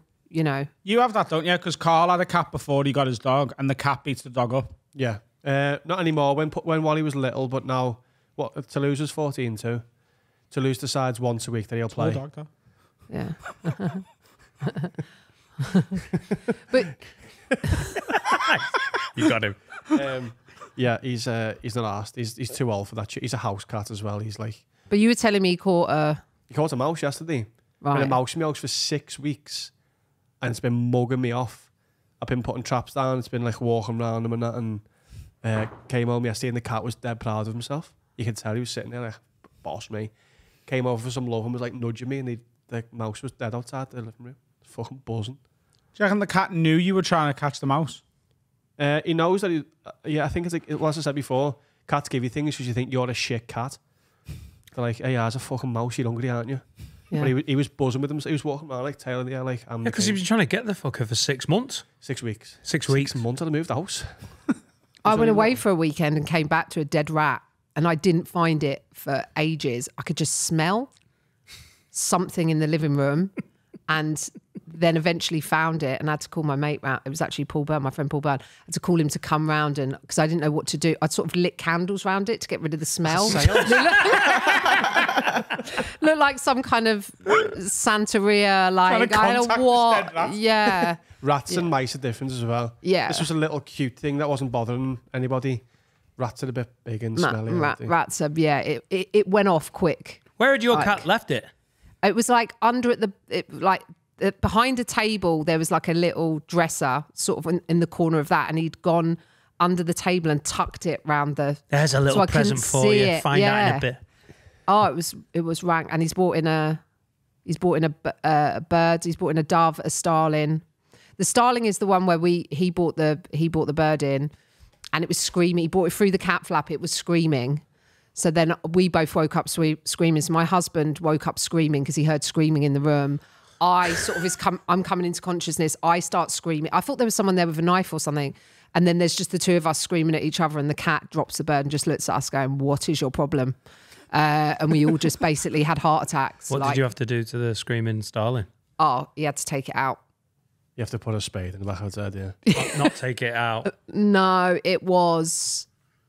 Oh, it's a mercy. He had to, yeah. Which, you know, I can't get involved with any of that business. Do you know the other night? This is true. So I was in bed, right, and I'd not long got out the shower, right, and I just had my cowboy hat on in bed, right. Oh, no, obviously. I just had it on. It was on the bed, and what else were you wearing?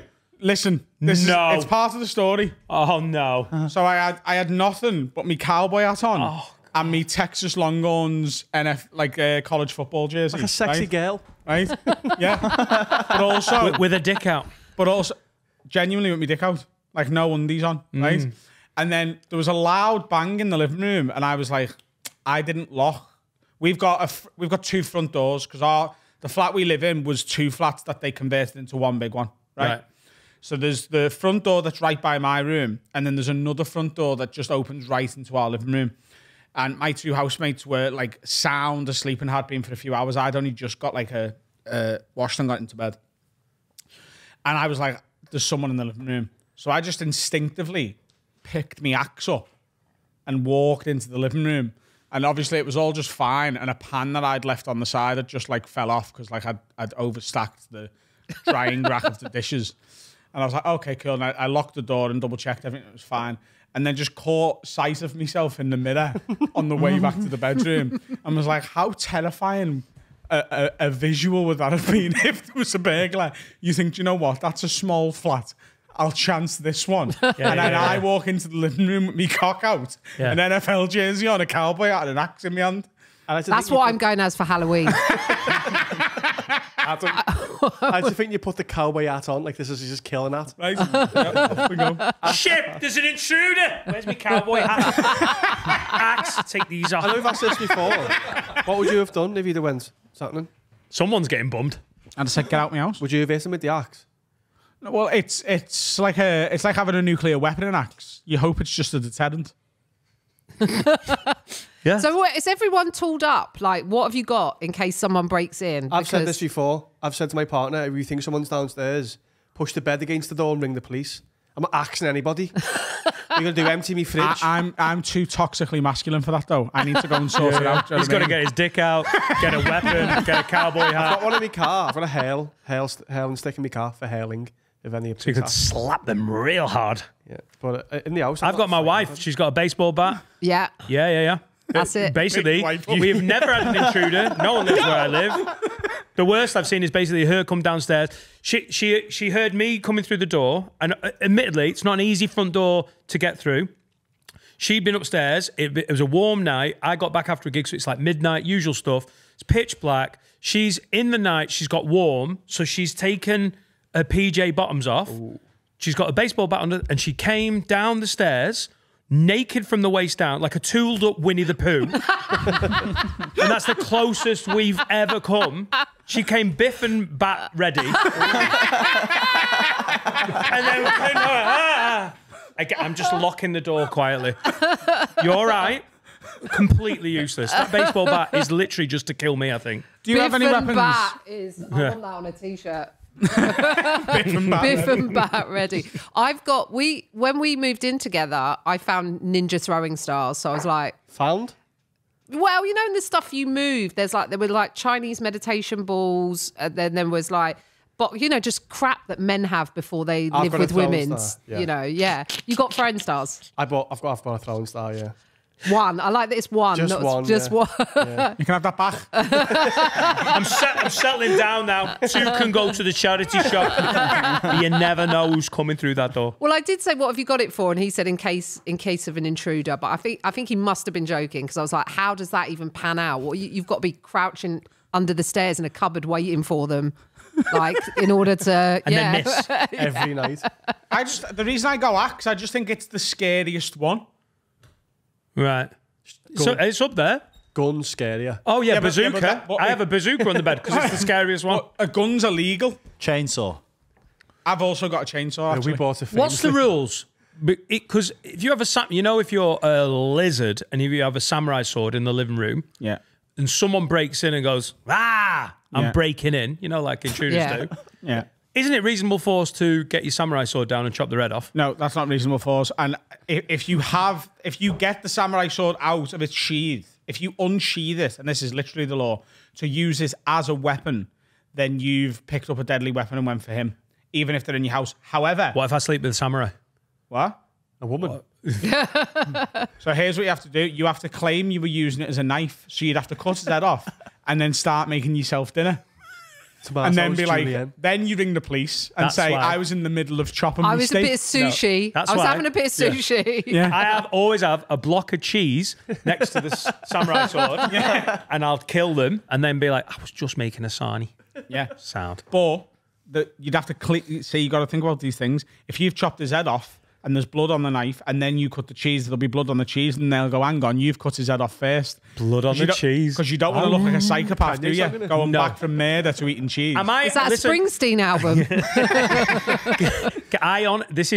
I'm still pretty left wing and fucking everyone get on and everyone's fine. Do what you want.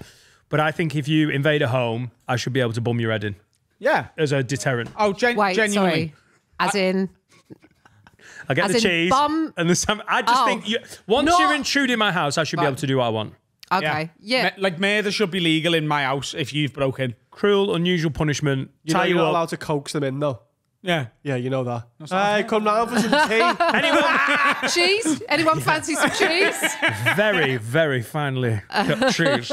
I do think you should be allowed to defend your home, family, and yourself. Defend, that's the operative word, isn't it? Yeah, but defend to the death. Yeah, but if he's not attacking you, you can't go hit him with an axe. He's in my house. Why is he in my living room? He's not attacking you, he's robbing you. Or That's an attack. Yeah, well, it's get out, and if they don't get out, then you're allowed to chop their He's head got off. his dick out, an axe, a cowboy hat. The lad He's doesn't get out. vulnerable. He's vulnerable. Yeah. He's got his dick out. I don't want to Exactly. kill anybody. Here's the thing, right? Here's the thing. That's the problem with young men. I just don't want to hit anyone with an axe. Yeah. Here's the thing, no. I know that you do. I don't want to hit someone with an axe. You've told me before. No, there's people on the 62, M62, no. And I did it with an axe. You've told me before that you've thought out and planned how you would get away with murder. There's a couple of people who I'd kill them. But if they were in your But house, not with an axe. No, it's usually, like I've said. Poisoning. Go the on female route. The end of an umbrella. Ooh. Do you know what they did in North Korea? By the way, this is the entire show. It's just constant ADHD. North Korea, go. Kim Jong-un From had an opposition. burglaries to North Korea. if North Korea is in your living room, you have every right to defend yourself. Is that fair? Reasonable force. Kim Carl's Jong-un, find an umbrella. he had an opposition, he had an opposing guy who he didn't like. And this is Brave. how he got to kill them. He set up a fake prank show. Pardon me. Who's this? Kim Jong-un, the leader of North Korea. Right. It's not just a random. Right, yeah. Not just a random Korean guy, no. Okay. He set up a fake prank show, hired these two women to be on it, and they were like, right, meet us at the airport, we're going to do some pranks. And the prank was get like stuff on your hands and go rub it on the faces of people and be like, oh, you're a knobhead. And it was poison. And they went, go and get him. And they went over and rubbed this thing on this fella's face and he died 6 hours later. Sorry, the leader of the opposition in North Korea No, there's no opposition. There's only one. Was like, I'm going to Like go on a game Highlander. show. No, he was in an airport, just being in an airport, being a Right. passenger. And they hired these two women to go, oh, I'll be silly and rub. To rub ricin on the face. And it was like poison and it killed him in 6 hours. Yeah. I like that you came in with ricin. You're like, I'm going to work out what it is. Is that through skin contact? I don't know. Clever that, It's isn't it? so Being on. a bowler. Get some Ebola on your hands. Rub it in. Who's got a bowler? Google What that. happened? What happened to the Their gloves women? on. Their gloves on. This can't be true. Finn? It can't be true. Right. Is that Ricin not a bit looks of a like red coffee. flag? We want you to go and rub something on someone, but first, get on gloved up. No, wanna not get- him. You don't Fella next to him. Ricin Google it. really looks like coffee. Ricin does. Yeah, it looks like coffee beans. I go bean to face. Google North Korean face poison. North Korean North face Korean poison. face poison. Yeah. Oh, It's fucking The clever. watch lists that we're on in this room, by the way. I was going to say, this is being There you go. flagged. What's his name?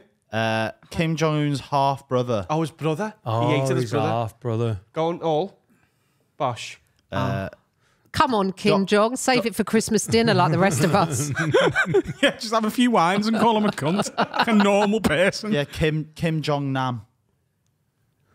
What did he do? He did him with the face, didn't he? Yeah, nerve agent VX on his face. Nerve agent. I think I'd be a good nerve agent, as in I'd get on your nerves. Yeah, just release Tiffany Stevenson in an airport. I'll never come back. I'll ask him some questions, will you? Go on. But that's clever, isn't it? Because who's broke the law there? The women, they didn't know. Yeah. And Kim Jong Un is the law, so it doesn't matter. It just the reason I didn't really believe it initially is Kim Jong Un. Don't know whether you know about this. Is notoriously quite a bad person, Brazen about it as well. and like you'd just think he'd just walk off and be like bang, fucking bang. He didn't. He got these women to go, whoa. He's gone Bond villain route. That Yeah. feels like a proper Bond plot line, right? Yeah. I love it, mate. He's got a costume, he's got a style. Yeah. He's brought in actors. Yeah. We mentioned this on last week's show. Like I don't always believe everything we hear about North Korea because we've got a reason to like sort of ruin this guy's reputation. Like Westerners. Yeah. And I don't know whether you've seen this week. We got tagged in it a few times because I said I wanted to go to North Korea and film a Have a Word special over there. Oh my God. And that was shot down as an idea that would get definitely one of us killed. All or something. Serica said, not joking, you're not going to North Korea. What a job I've got. God, she's so controlling, isn't she? You need to be with someone who's not stopping you going to North Korea. Where are you going at this time? Better be not North me Korea. who dies. But they're opening I've their own. checked it out on TripAdvisor. They're opening their own version of Benidorm. They've got it all set up. They've got a beach. They've got all-inclusive bars. They've got, like, you know, fellas from Leeds trying to get you in for 2-for-1 shots. It's class. Ladies with gloves. No, but apparently it's just going to be Benidorm. There's a water park. There's already 7 water parks in North Korea, by the way. Enforced water parking. You've got to go down the slides at Does that gunpoint. really sound like such a bad life, though? No. Like, does that sound... Let's just move there. Oh, guess what you've got to do? You've got to go on one of the 7 water parks. Oh, sorry, And then what's for tea? Mud. The mud thing isn't real. I've watched a documentary about a woman who lived there, and she said we were that poor. They were starving. We had to eat They were mud. starving them, weren't they? Just take some scram with you. He sent Kim Jong Un sent someone on a fact-finding mission to Benidorm. What? Oh, It was Rob I Thomas. want to see that documentary. That should be on Bravo. That'd be Like fucking... Borat, but it's an Australian guy in Benidorm. I have a shot. I have a shot. Would you go, though? If someone went, we're going to Benidorm to North Korea. Would you go? No. Well, I don't know that I'd go Benidorm, to be honest. Oh, no, that's unfair. I haven't been to Benidorm, but I've been to Tenerife. And that Tenerife's was... class, though. I like- Tenerife, you can have whatever holiday you want in Tenerife. I like Lanzarote. If works I'm for the going tourist Canaries... board, What if you want to go skiing? What if you want to go... Like, you can have 2 types of holiday. You can have Veronica's and, like, a rough drinking one, or a slightly quieter version of that. No, but it caters for couples, families, and friends. He's on the tourist board. He must be. Sorry. Is it your favourite of the Connect? Because I like Lanzarote or Grotti. Never done as they call Lanzarote. it. I did Gran Canaria when I was a kid, and it's my earliest memory. But he thought he was in Mexico. No. Was that one? Didn't someone say you'd been to Mexico, but you just think Gran Canaria? Oh, there's a told park. us There's, I don't know if they've got in Lanzarote. They've got a park that's like a Western Oh, no. park. not So like- maybe you went to something like that had like cowboys and. The Lanzarote special. I'm in. I'm in. As long as you wear trousers. I'm absolutely in. No, What do you he's- mean I can't have an axe? It's checking luggage. Luggage. Yeah, I fell off a lilo in a pool when I was 4, and it's my earliest memory because I remember my auntie saving my life in the shallow end of the kids' pool. So I think that just reiterates. I we should feel go like to I North want Korea. some sad music underneath that. Like, Yeah, I was talking to my therapist about it because she asked me for my 5 earliest memories, and she said it was notable that my parents weren't in any of them. Oh. It's It's not funny doing sad music for something. when it's actually Hang sad. on. What are your other memories? Vietnam. Like I think that was me. A Kim previous Jong Un's life. brother. One was when I went to. So my parents are sort of in this one, but they're not in my picture of it. You know, the picture in your mind's eye. Yeah. So when and it's a First question. Are you in? So when you see the movie, Yeah. are you in it Yeah. or are you watching the film? No, I can see it through my eyes. Right, so you're associative. What's that mean? Yeah, disassociative is where you're in it and you're watching it like a film that you're... That's just liars, though, innit? Because they've never seen it from that perspective. If you can see yourself, then it's a fake memory. I've got a confabulated memory like that. Mine's I've told you this before. When we went to see the house that I eventually grew up in, 'cause the first couple of years of my life, we lived in my granddad's with my mum and dad. When we got a council house round the corner, the people who showed us round that house were the bad guys from Home Alone 3. But it wasn't, was it? It wasn't, but like in the memory I've got is Pesci and... No, Home Alone 3 is a different cast. Oh, so is it's it? not those guys. It's the best Home Alone cast. Like, which again is a controversial opinion. Well, Home Alone 3 is the best one. Unger, Colonel Unger, his name is. He showed me round 20 Kemsley Road, L14 ONB. Don't knock on. Yeah. Adam used to live here. I've got a question with this sort of thing. I was talking to my mum and she'd been talking in work and she said there was a couple of people in the office, she was one of them, that can't imagine something. Like when you close your eyes, you can't, if you went picture... Dean Coughlin's got the same thing. Like if you say like red balloon, Yeah, they think of the words, they can't... So it's a spectrum. So some people, if you say, think of a balloon, they think of like an uncoloured outline of a balloon. Some people think of like a cartoon balloon. Some people can see like a sort of AI balloon, and some people can see like an actual real balloon. I can just see a balloon. Yeah. Like a real Like the balloon. ones you've Strong seen. mind's eye. Yeah, because I just remember a balloon. There's a word for it. Yeah, I know and some there is. people just like, if you say to them, do you remember being on holiday? They know that they've been and they can tell you what happened, but they can't visualize getting on a plane. They can't visualize being on a beach. Seneca can watch your memories like movies. Like I can? Yeah, I know your memory for stuff like that's amazing. I can. Yeah. Hers is in to Patreon the specials. minute level. It's mad. My memory's awful. I couldn't conjure a memory from before I was 21. Oh, that is properly pucker if you're in a relationship with you and you get into a row. Oh, bringing up I stuff just you're forget like, stuff because I don't need it. Do you not remember anything from school? No, I was being hyperbolic there, but I couldn't remember anything from being a kid. Not really. And I don't believe it because I've got a memory of me being in Florida with me and Nan. And I'm like, And you've never been? No. I'm in the car on International Drive and I'm coughing loads. I just remember coughing loads. And told me, Nan, she went, no, you've seen the video of you doing that. oh, And then she showed me. I was like, that is the memory I've got, but it's not. It's the memory of watching the video. So I don't believe me. What do you mean about the dissociative thing? Well, it means that if you are- see everything POV, yeah, you're associative, so you're in it. But if you're in it, it means you're disassociative. So it could be you're outside of your body for whatever reason, or it could be, I don't know if it's linked to trauma or what the different things are, but or it could just be how your brain works. I think there's associative and disassociative people. It's all that NLP sort of stuff I find fascinating. I'm interested in that, how you can like rewire your brain and shit. I had that. That was when I was struggling mentally. I was having that, but in real time. It's called derealism. you were seeing yourself. What? You're like watching yourself. You're not in your body. Tiffy Yeah. smokes like a lot on of weed auto- as well, let's be fair. You're just on autopilot and you're not there. And then you can later in the day go, oh shit, yeah, I did do that thing. But I wasn't But there. it's like you weren't, Yeah. right. Wasn't that a lasting effect of an acid? Yeah, it was. Yeah, never again. My Microdots. therapist says I do disassociate from traumatic stuff that happened when I was a kid. Because when I talk about it like I'm telling you it's going to rain tomorrow. So like really like serious stuff from my childhood. If I bring it up, my therapist's like, Yeah. do you want to should we just stop here and rewind 40 seconds? And I want you to say that again and listen to it as if someone you love is saying the same Yeah, thing. because it's awful, traumatic, it's emotion worthy. Yeah. And you're like, yeah, and that happened. Yeah. So that's just But that's like, survival, isn't that isn't quite it? healthy? Yeah, I was going to say, isn't that quite healthy to be able to do that? Because if you dive into it every time, No, it's- then so you're it's- just re-traumatizing yourself. It's a strong defense mechanism, and there's a reason we've developed those defense mechanisms as humans. It is to protect us from bad things that have happened. But if you don't deal with it, you don't process it. So NLP get you to reprogram it. Yeah. This isn't funny. I'm sorry, it's a bit deep. No, it's but interesting. Like interesting. It's in NLP. What they do is they get you to.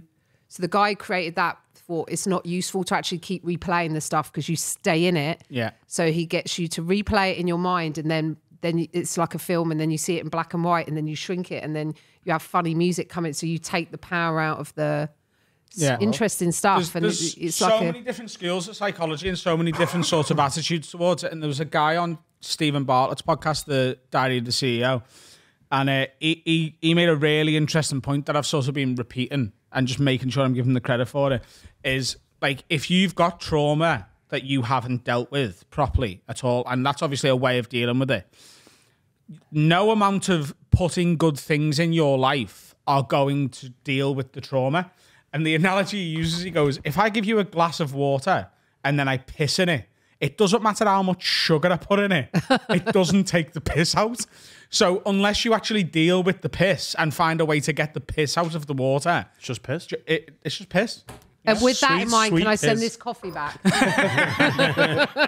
I found out there's a type of PTSD where your body feels it, but you're not necessarily feeling it emotionally. There's a book called The Body Keeps the Score, That's mad, isn't it? and it's all about where you store trauma in your body. But if you go for a massage and you ever had that? I didn't have like a massage until I was in my 30s. I'd never like had anything like that, and I had a trapped sciatic nerve.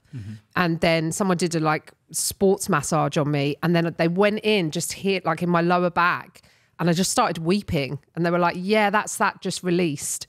And so there's all this stuff stored in your muscles and our bodies are really clever. What stuff? What? What's in there? Emotion, memory. No, genuinely, like your body like traps. Like what? I thought I had a bad back. It turns out it's just guilt. Fraud. I don't 9/11. I don't know. You've got 9/11, you asshole. Well, you didn't deal with some big things in your life. Maybe it's that. Because you know what? Yes, Carl, you're right. People cry when they get their backs cracked and shit like that, you know, where they go, oh, I felt like something's opened. And it's not necessarily even a pain release. It's like a... Emotion. Jack Finnegan cracked my back, the photographer that you've met. And I cried after that, mainly because I was scared that he'd fucking kill me. It's, Bear hugs you and goes... You can get real physical manifestations of trauma and anxiety and stress and all of it. And like, you know... When I first noticed and started like really paying attention to my hypochondria and health anxiety, it was chest pain. The chest pain was there, but it was caused by stuff in my brain. Yeah. And it like any sort of health thing, like I've had, like I went for an MRI scan, and people who haven't seen my last hour of stand up, which is coming out as a special very soon, keep an eye out. Like I went for an MRI scan. To get diagnosed with something that I'd researched and knew that I had. And the symptoms are very, very, very, very real, and they're there, and they're physical and debilitating, and they affect your life, but they're all from mental stuff.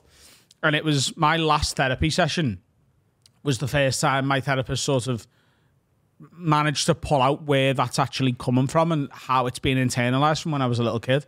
And the timeline of like when it started happening seriously and what came before that and whatever is so like I don't want to bore anyone too much with it, but like obviously I was very conscious of my eye when I was very young, and I was picked on and bullied a lot for it, and it really, really bothered me. And as I got older, it bothered me less, and it really started bothering me less once I spoke about it on stage.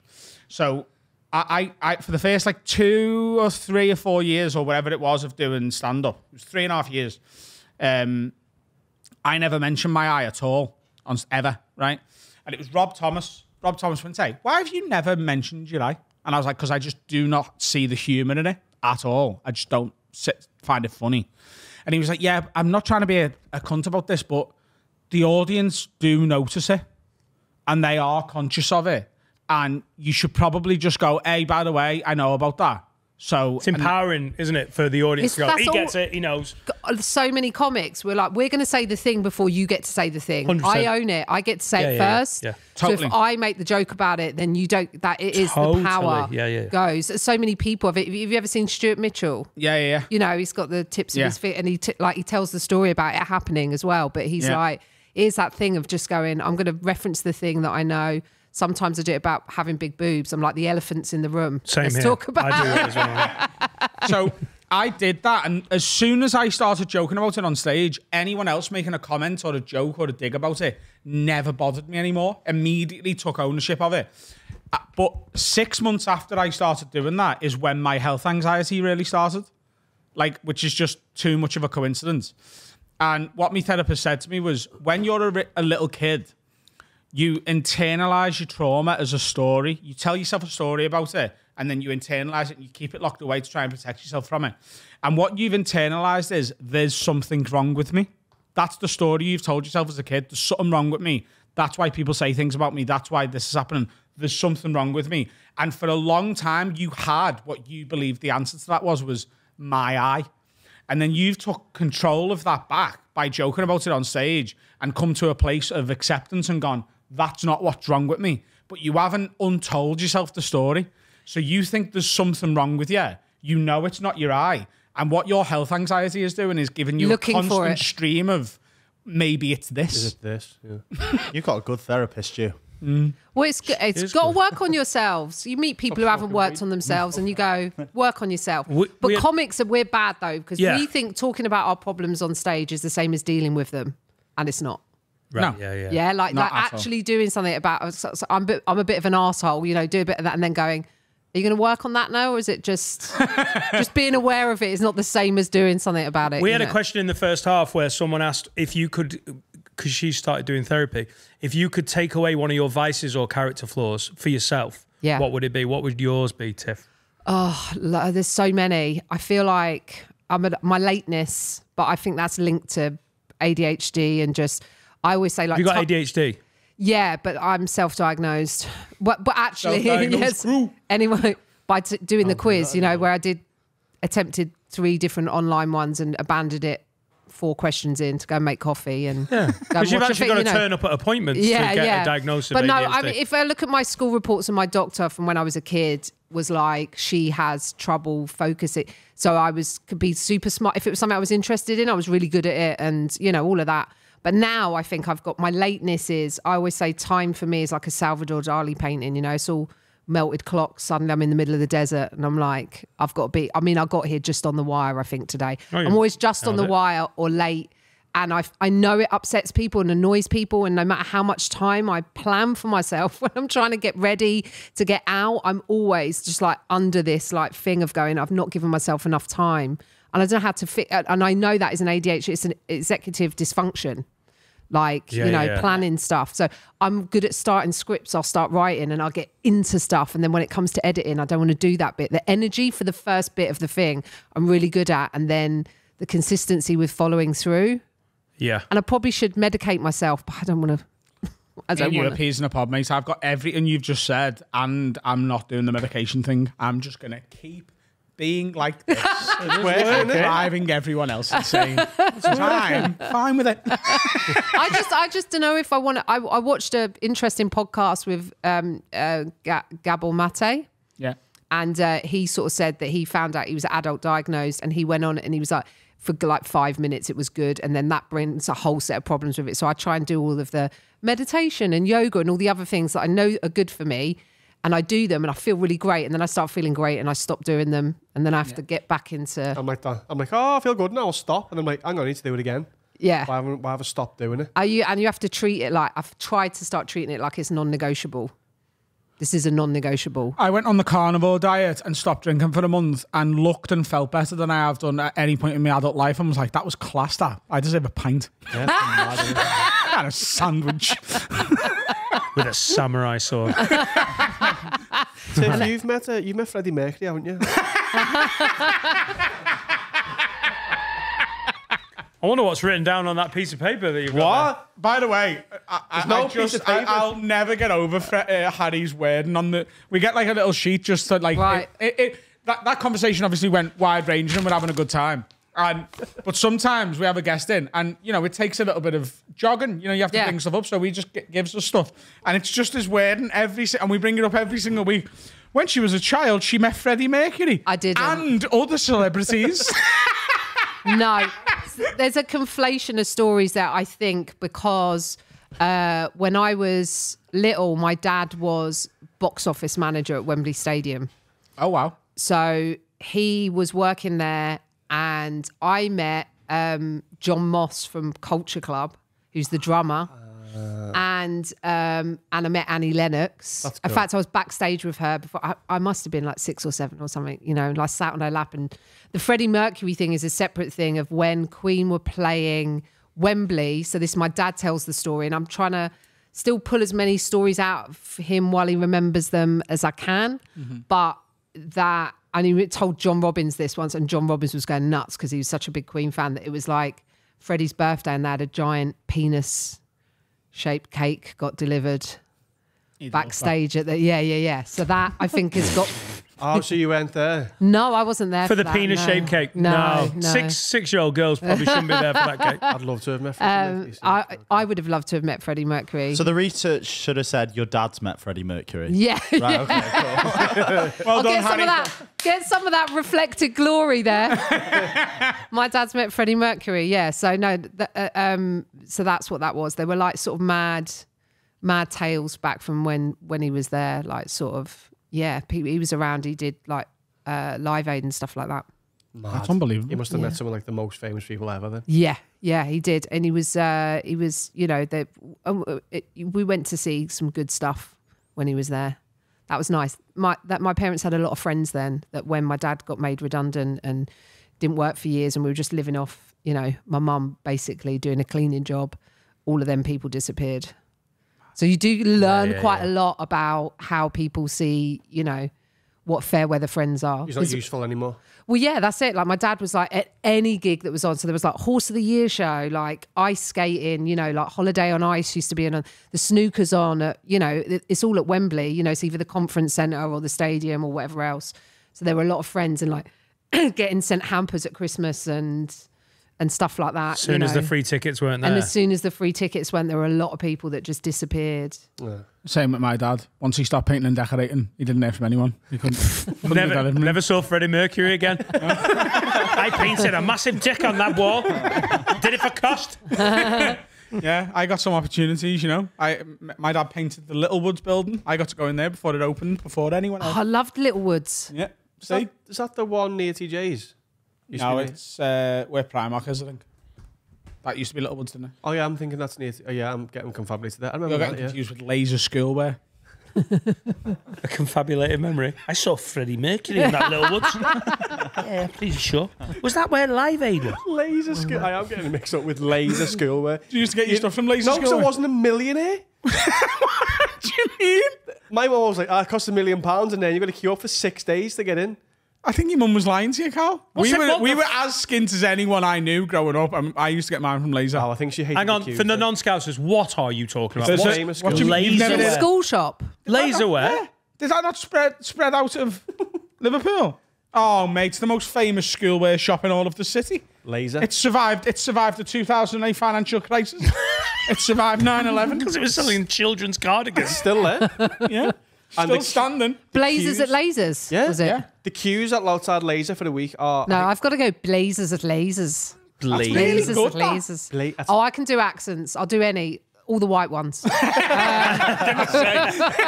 on the wrong podcast. Okay, then. That's a challenge. Kazakh. Not Oh, white collar, is it? Yeah. no, is it fuck?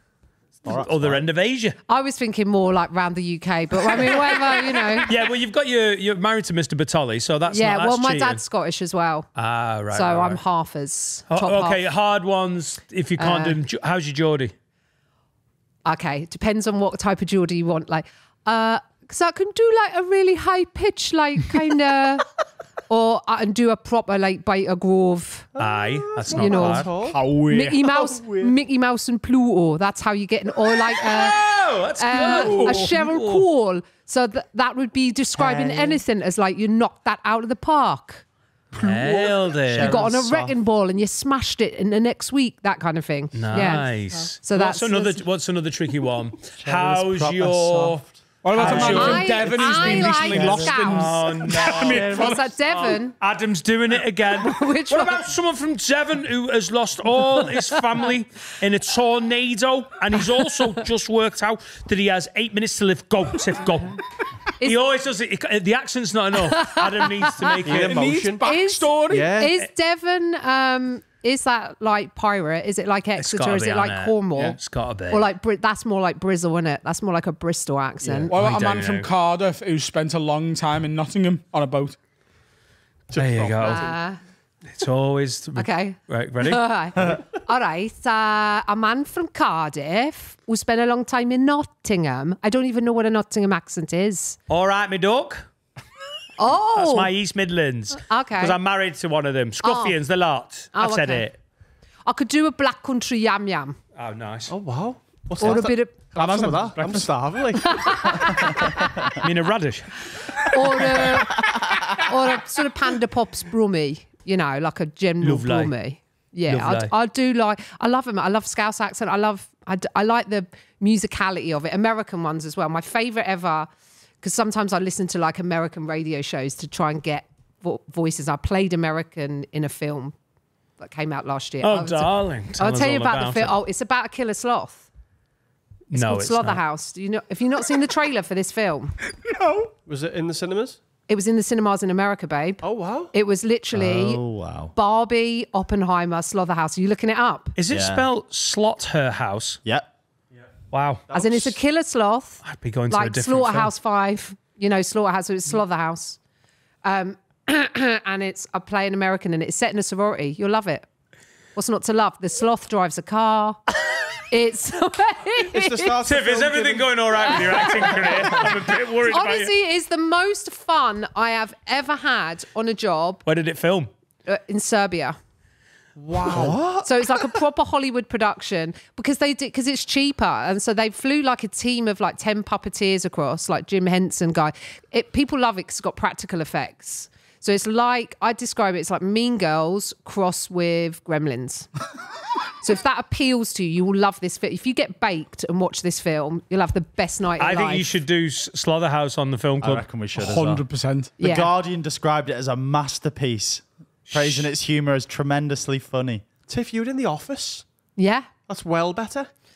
It is, but I was only in one episode of that, and it was a long time ago, so it's not That's my more most than everyone current else in work. this room combined, Well, having though. said that, The Office got me the part on People Just Do Nothing because they're big fans of The Office. And so you were in that a lot. You were in a whole... all 5 seasons, 6. Oh no, there were 6 seasons. Did you I was run in the 5. hairdressers? Is that right? Yeah.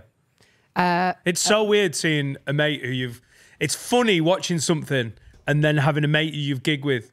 I didn't know you were in it. And you just do that thing where you're just watching this show that you like and you're like, oh, that's Tiff. Like, it's such a weird little imbalance of what you're watching. Takes you out of the reality so much. Oh really? Do you Yeah, because think? it's so believable. You won't people have do. it. You won't have it with this because I'm American in this. So Miss Mayflower is like the house mother of the sorority. So I feel it's quite different. Everyone watches it. It's like, oh, she's like Jennifer Coolidge. I love So Jennifer Coolidge. So it's that I'm in my Coolidge era.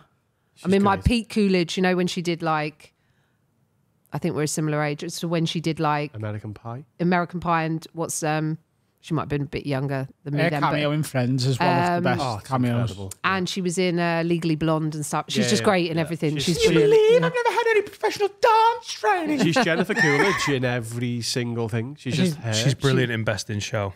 Best. We both like soup. Oh, that... We could talk and not talk for hours. We can talk. That's not talk. You have so much in common. We could talk and not talk for hours. I met her at the Fringe one year. She was there. She was great. Is she just exactly how you think she's going to be? She said to me, she came to see my show because we did this thing called Celebrity Autobiography together, which was great fun. It was just literally reading out the pages of celebrities' autobiographies. You don't have to change anything because most of them are so bonkers. So I was like one of the regular cast, and I think it was like George Wendt, so Norm from Cheers, me, Bridget Christie, James Lance, who's in Partridge and Alan Partridge and stuff. And then they would have different people come in, and like Jennifer Coolidge came in, and we just read bits out of, you know. So I would do that. We had Jordan and Peter Andre, and they would read those opposite each other, like different bits. And then we had Sylvester Stallone just listing the contents of his fridge. It's very funny. You just read it out loud, and it's bonkers. So I met her through that, but she came to see my show, and she obviously some American producers had said to Jennifer Coolidge, go to Edinburgh, they'll love you. You don't even have to do anything because Americans think that the Fringe is as celebrity obsessed as everything is there, you know. So she came to my show and she's like, oh my God, this is so clever. I got a couple of knock jokes. I just don't even know. And so she just like done an audience with, and that like these American producers are going, and there's people are coming out and reviewing the structure of the show, and you're like, don't review the. It's fucking Jennifer Coolidge. Yeah, that's like enough. she doesn't need reviewing. Like if you want to go see, like because she's amazing. Yeah. And but I find they do that a lot with American stars. Did she win a Golden Globe in the last few White- years? White She Lotus. did for White Lotus. She won the Golden Boot in the Premier League. in She won the Golden 2019. Boot. Peter Babian. Good year. Was she No, playing for she's- Swansea? Yeah. Oh no, She's that's playing a Mitchell. character called Tanya, which I like. I played Tanya in People Just Do Nothing, and I played a Tanya in Game Face as well. So I've done 2 Tanyas. I'm 2 Tanyas deep. Have you seen the guy? This sounds great. Do you know the guy in Training Day who is playing cards when he leaves Jake in? He's Tuco in Breaking Bad. Shit pushed in. Yeah, Yeah, him. Tuco, yeah. Do you know, in almost every role he's ever played, Hector. He's called Hector. Oh, we're he's thinking played, different he's played people. Hector like He's the Mexican 37 times. gangbanger. Yeah. Yeah, every He's time. Hector. It looks like now that he's going, hey, I'll do the role, but could you change the name to Hector? Like, you don't need me to be called Ramon. He is doing that, call isn't me he? Hector. He has been doing that. Has he? Yeah, that's been why it's happened. It was happened for a few times in a row, and then he was like, "Just if you Yeah. can, Lean just into call it. me Hector." He's in Bruce Almighty. I've played. Monkey jumps up his ass. Yes, that's the no, great. Monkey yes. climbs out of his ass. And then jumps back up it And again. they're chasing then him just down fuck an him. alleyway. Yeah. No, I've played 3 hairdressers though. One from Bolton, one from Bournemouth, and then West London. People just Same show. Mine's different. No, different. 3 different hairdressers, 2 Tanyas. I'd love to get into acting one day, you know. Well, Tiff. You look like Grinder. Doing He looks a bit MC Grinder, doesn't he? He looks like a gay you sector. could, yeah. He's got a little bit of MC Grinder. I'm trying to think of what they did in the. You might look like the guy that's in the American one. They did an American version. They did a pilot of people just doing nothing. Well, I think they did it. It was like EDM music. So like the whole thing about the UK one is it's UK garage, and it's such a niche specific. And by the way, every time they're on Radio 1 Extra, they're fucking brilliant because Grinder can actually MC. It's good. Well, and you know Well, Hugo. I know he's not good, but you know Hugo who plays Beats. Yeah. He's like a Ivor Novello award-winning music producer. No. Yeah. So that's what we did before. So it's like they're all mates. So Guys, like, I know no one's really into it, but you've watched people just do I've nothing. watched a bit of it, yeah. Oh, I love it. It's so So good. he's a proper like. He got out of the taxi. I was in London. He got out and we were on Regent Street or Shaftesbury, one of those ones. You know when you're in like that bit of the West End, and he got out and he's like when he's not playing Grinder, he literally has your hair. And I clocked him and I nearly went Grinder just through fucking instinct, and they went, "Don't be that prick that shouts." No, I think they Grinder. love it. They lean into it because they'll like do DJ sets at festivals and stuff, and do big like raves and stuff like that. They like created a whole. They're so clever. They created a whole empire around it. He went to Japan, didn't he? Yeah, for the film. I'm not in that. Let's not mention it. They didn't take Tanya. Didn't take Tanya to Japan. No, because it ended the way the series spoiler ended was that they were like Mish was leaving and they were moving out of Brentford. It was because I'm from West London originally, so I'm like Borough of Ealing, so it's like so close to. We actually shot near where Nathan Caton grew up, so like all the West London people, we know all the. I've been to that hairdressers, I think, and had my hair done there before we shot anything in it. I used to stay around there when I gigged at Headliners in Chiswick. Chiswick, yeah, I used to yeah. stay. Some club It's near that. Kew Gardens, isn't it? There, Yeah. it's across the river. Yeah. And I was there, and I was like, I recognised some. I parked up, and I recognised some tower blocks. I was like, oh my god, this is the bit of Brentford that they've Yeah. literally filmed. So they were Brentford, Hamwell, Ealing, all around there. But what's really mad is I think it was like series 3 or maybe 4. It was when we did the Hindu, and it had gone from being this thing that had, like, originally I auditioned for the Ruth Bratt's part of Roche and didn't get it. And then I went back and they were like, we've sort of created this for you. And yeah, so I came in on the second series and then it was 3 or 4 and we were filming on an estate in West London and they figured out when they got out the car, people were like screaming their name out the flats like the Beatles had turned up. It was insane. I've never seen anything like that before since. It's like, Grinder, beats, Mish. And I was like, this is mental. So you were saying me then? Could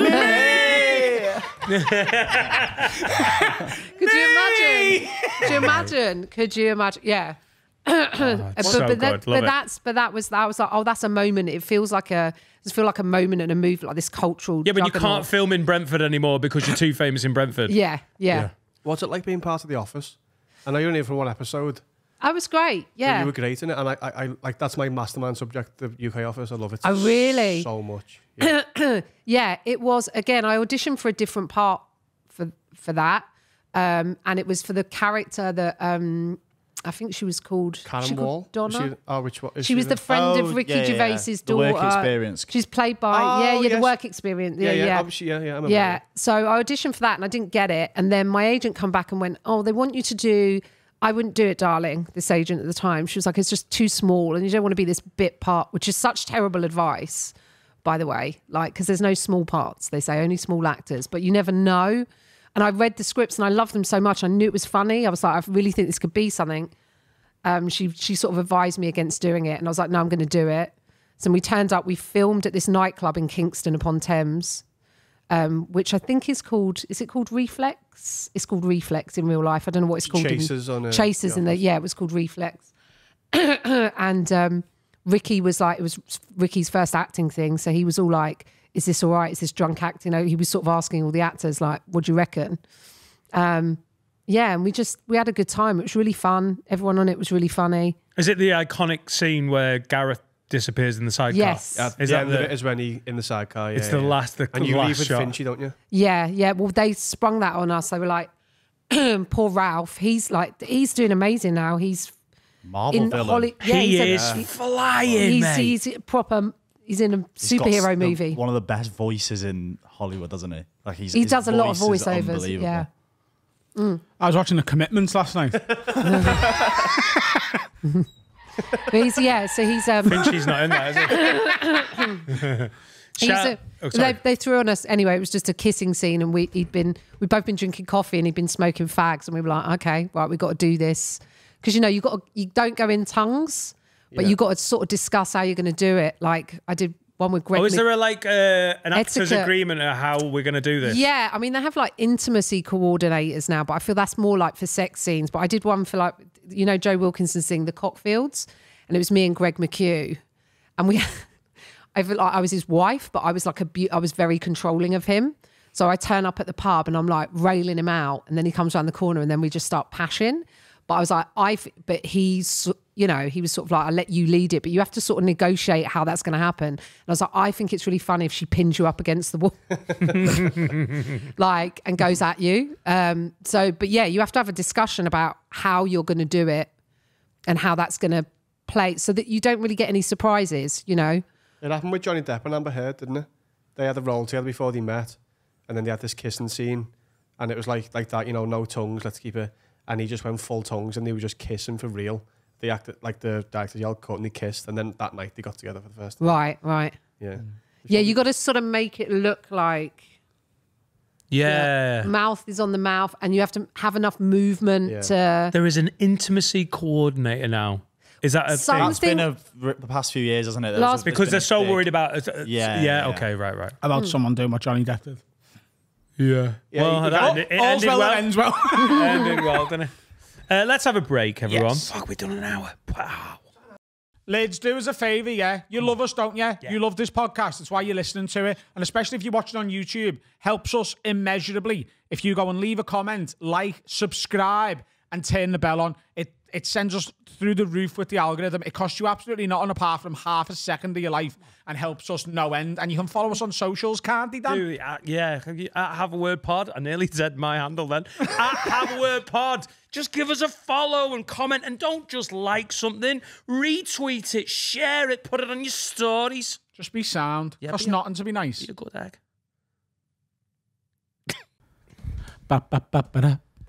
Tiff, you walked in on me in the toilet, didn't you?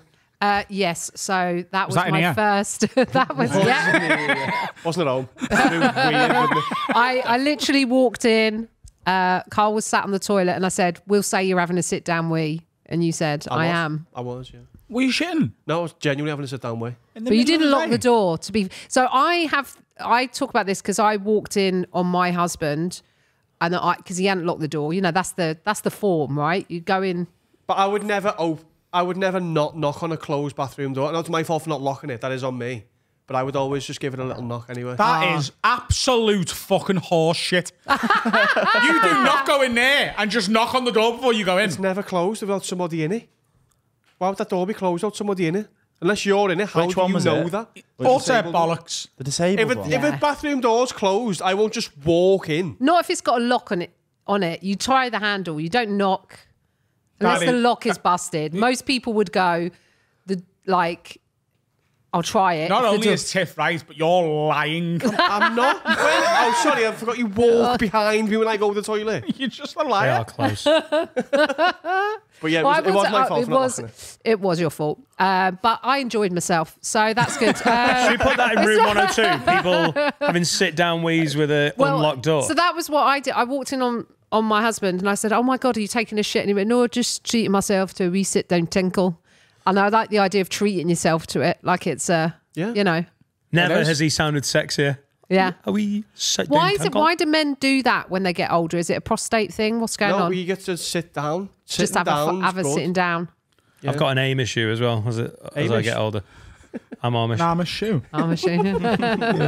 Sandals. Yeah, we could put sit down. We cannot. No, sit down wheeze. I don't think, but I think. I once walked into the bathroom and Laura was doing a stand-up wee. And I found that very empowering. Leg on the sink. Oh, no. I do sit down wheeze, obviously, in the night times because I can't see where my piss is going. And for all I know, I'm pissing on the ceiling. You know what I mean? Is that on the street? That makes sense as well. Do you ever like not switch the full light on? Like try and put... Because if a hall in the light... middle of the night, I'm not putting any light on. No, because it wakes you up too much. There's a light in my toilet. My toilet seat's lit up. Ooh. You have? What, within it? Yeah. You just don't... I bought you it and you've... Oh, you mean that? I thought you meant in the bathroom. Have you got one of those Japanese toilets? Yes, I bought him one for Christmas. Oh, really? It's been a while. It's these hate it because we talk about it all Two the time. things I love, and I just love talking about them. Cadbury's Chinese popping Chinese popping candies. That slams. You've lost all. That slams not landed, has it? Yeah, we've both... I mean, he doesn't plug us in anymore, but I've got a very, very good toilet. I once tried to do an influencer video. I was at the Londoner doing a corporate and I thought I'd do like one of these influencers. So I was going around my room and then I sat on the toilet and pressed all the buttons. I had my trousers up, obviously pleather trousers, and I just shot water all over them. Yeah. From it was a Japanese toilet. There's angles, there's lady care, it dries you, it heats you. Listen, I think a little butthole rinse. Class. It's the best thing. You know when you go if you go to the Middle East, they've got the bum gun, and I feel like everywhere should have it. Yeah. Although this is a thing I would like to put in the room is people who take jokes that you do online literally. So I was in a hotel room and I took a picture of a bidet and I put, look, I found in my hotel room they've got a cute little cat bath. It was just a stupid joke, and the amount of people that came on and explained to me what a bidet was, and then it was like, British person doesn't understand what bidets are. Isn't that the whole point of Twitter, though? Everyone taking everything at face value and getting angry. I am in a hotel room. Do you know the thing that it bops out for you to put your case on? Yeah. I tweeted that ages ago and I put, you know, these little things in hotel rooms that no one knows what they're for. They're actually a really handy place to put your suitcase and open it up. And the amount of people who were replying just going, that is what it's for. You fucking idiot. Like, is it? Wow. What else would you like in room 102, Tiff? Can I phrase this as a question and then you'll get what I'm saying? Has anyone ever had someone ask them how their meal is when they don't have a mouthful of food? Because I want to put in someone coming over. I've literally put the first mouthful in my gob and someone's going, how's your meal? That's on purpose. Yeah, they do. I It's thought on they did it on purpose. It's on purpose. So that you can't complain. So here's what I'd actually go one step further than just when you've got the mouthful of food. I think everyone just needs to grow up a little bit, right? And here's the new rule. Don't check on me with my meal at all. Give me the dinner. And if there's anything wrong with it, I'll tell you. I'll tell you. Yeah. And everyone else who's too much of a little gimp to say to a waiter, hey, there's a dog poo on my plate, sir, and I didn't order that. You've got to grow a pair of whatever cojones you want and be able to say to service staff, hey, I know you've got a difficult job, and I'm sure this is a mistake, but I ordered the lamb, and this is a tuna fish. Or a dog shit.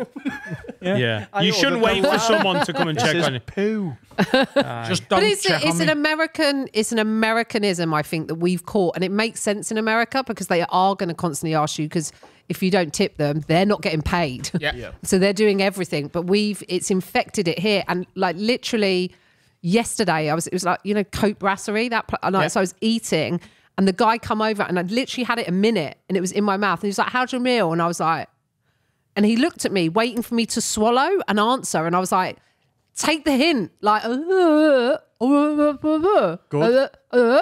I actually think we should be allowed to spit it at them if they ask when you've got it. I was just should be able to go, what was that? Say that again. Yeah, no, it's lovely, yeah. Yeah, that bite was lovely. Should have a bit. That sounds like something they do on Always Sunny. That sounds like a Dennis and Charlie plot line of like, if they ask you, you're allowed to flob it out at them. They've got a whole episode where they just start spitting at people, haven't they? But yeah, that is very irritating. Stop asking to me. us. We'll tell you if it's bad. Yeah. We just went for lunch, and that was the perfect level of customer service, wasn't it? Yeah. We were the only people in there for a bit, though. Yeah, I know, but he then didn't use the fact that no one else was there to just bother us. Perfect balance of like, and just to the point when we were ready to pay, I looked up and he was over there and he was making eye contact because he fancied me. It was an elite lunch. Same sort of vibes. And I've probably said this one before, but overzealous shop staff. You know, when you walk in the shop and they're like, hey, you know what I eat? I'm like, yeah, I'm just having a look. Oh, let us know if you need any other sizes. I know. Yeah, you get stopped, or when you get You stopped need me to go in the back and get you the other size, other shoes. Yeah, I know you haven't just got these ones. They're all right. This is the one-legged shoe shop. In fact, sir, yes, it is. It is the one-legged shoe shop. So well, then I'm in the wrong place. Don't mind me. What else you got, Tiff? tights. Ooh. So a couple of things. What are they Firstly- for? What are tights for? Keep ladies' legs warm in the It's winter just- time. Why don't we wear trousers? Wear salopettes. Yeah, They want to show their legs as well. I think they were invented by a man, or you can tell they were, because I can never find a pair that are they were either hanging around my knees or choking me. Those are the two options. I can never get a pair. Also, tights contain the word gusset, which is inherently unsexy, or reinforced gusset, which is worse. That is worse.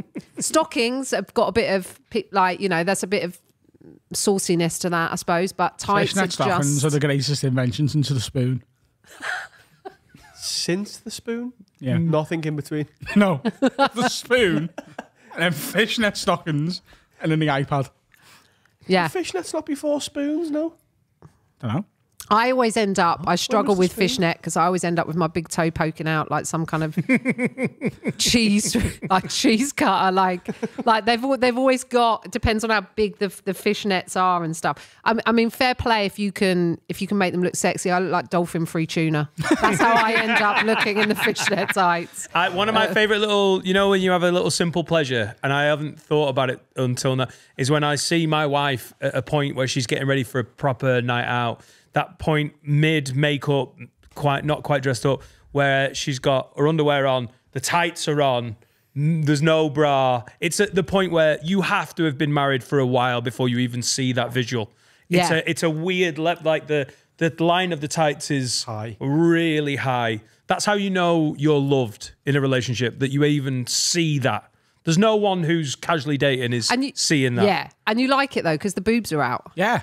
You sort of, the boobs are out. Surprise. How are you Boobs with are the that best boob. with your husband? I asked for a flash yesterday. Laura was I was like, "Can I have a flash?" And she went, "What?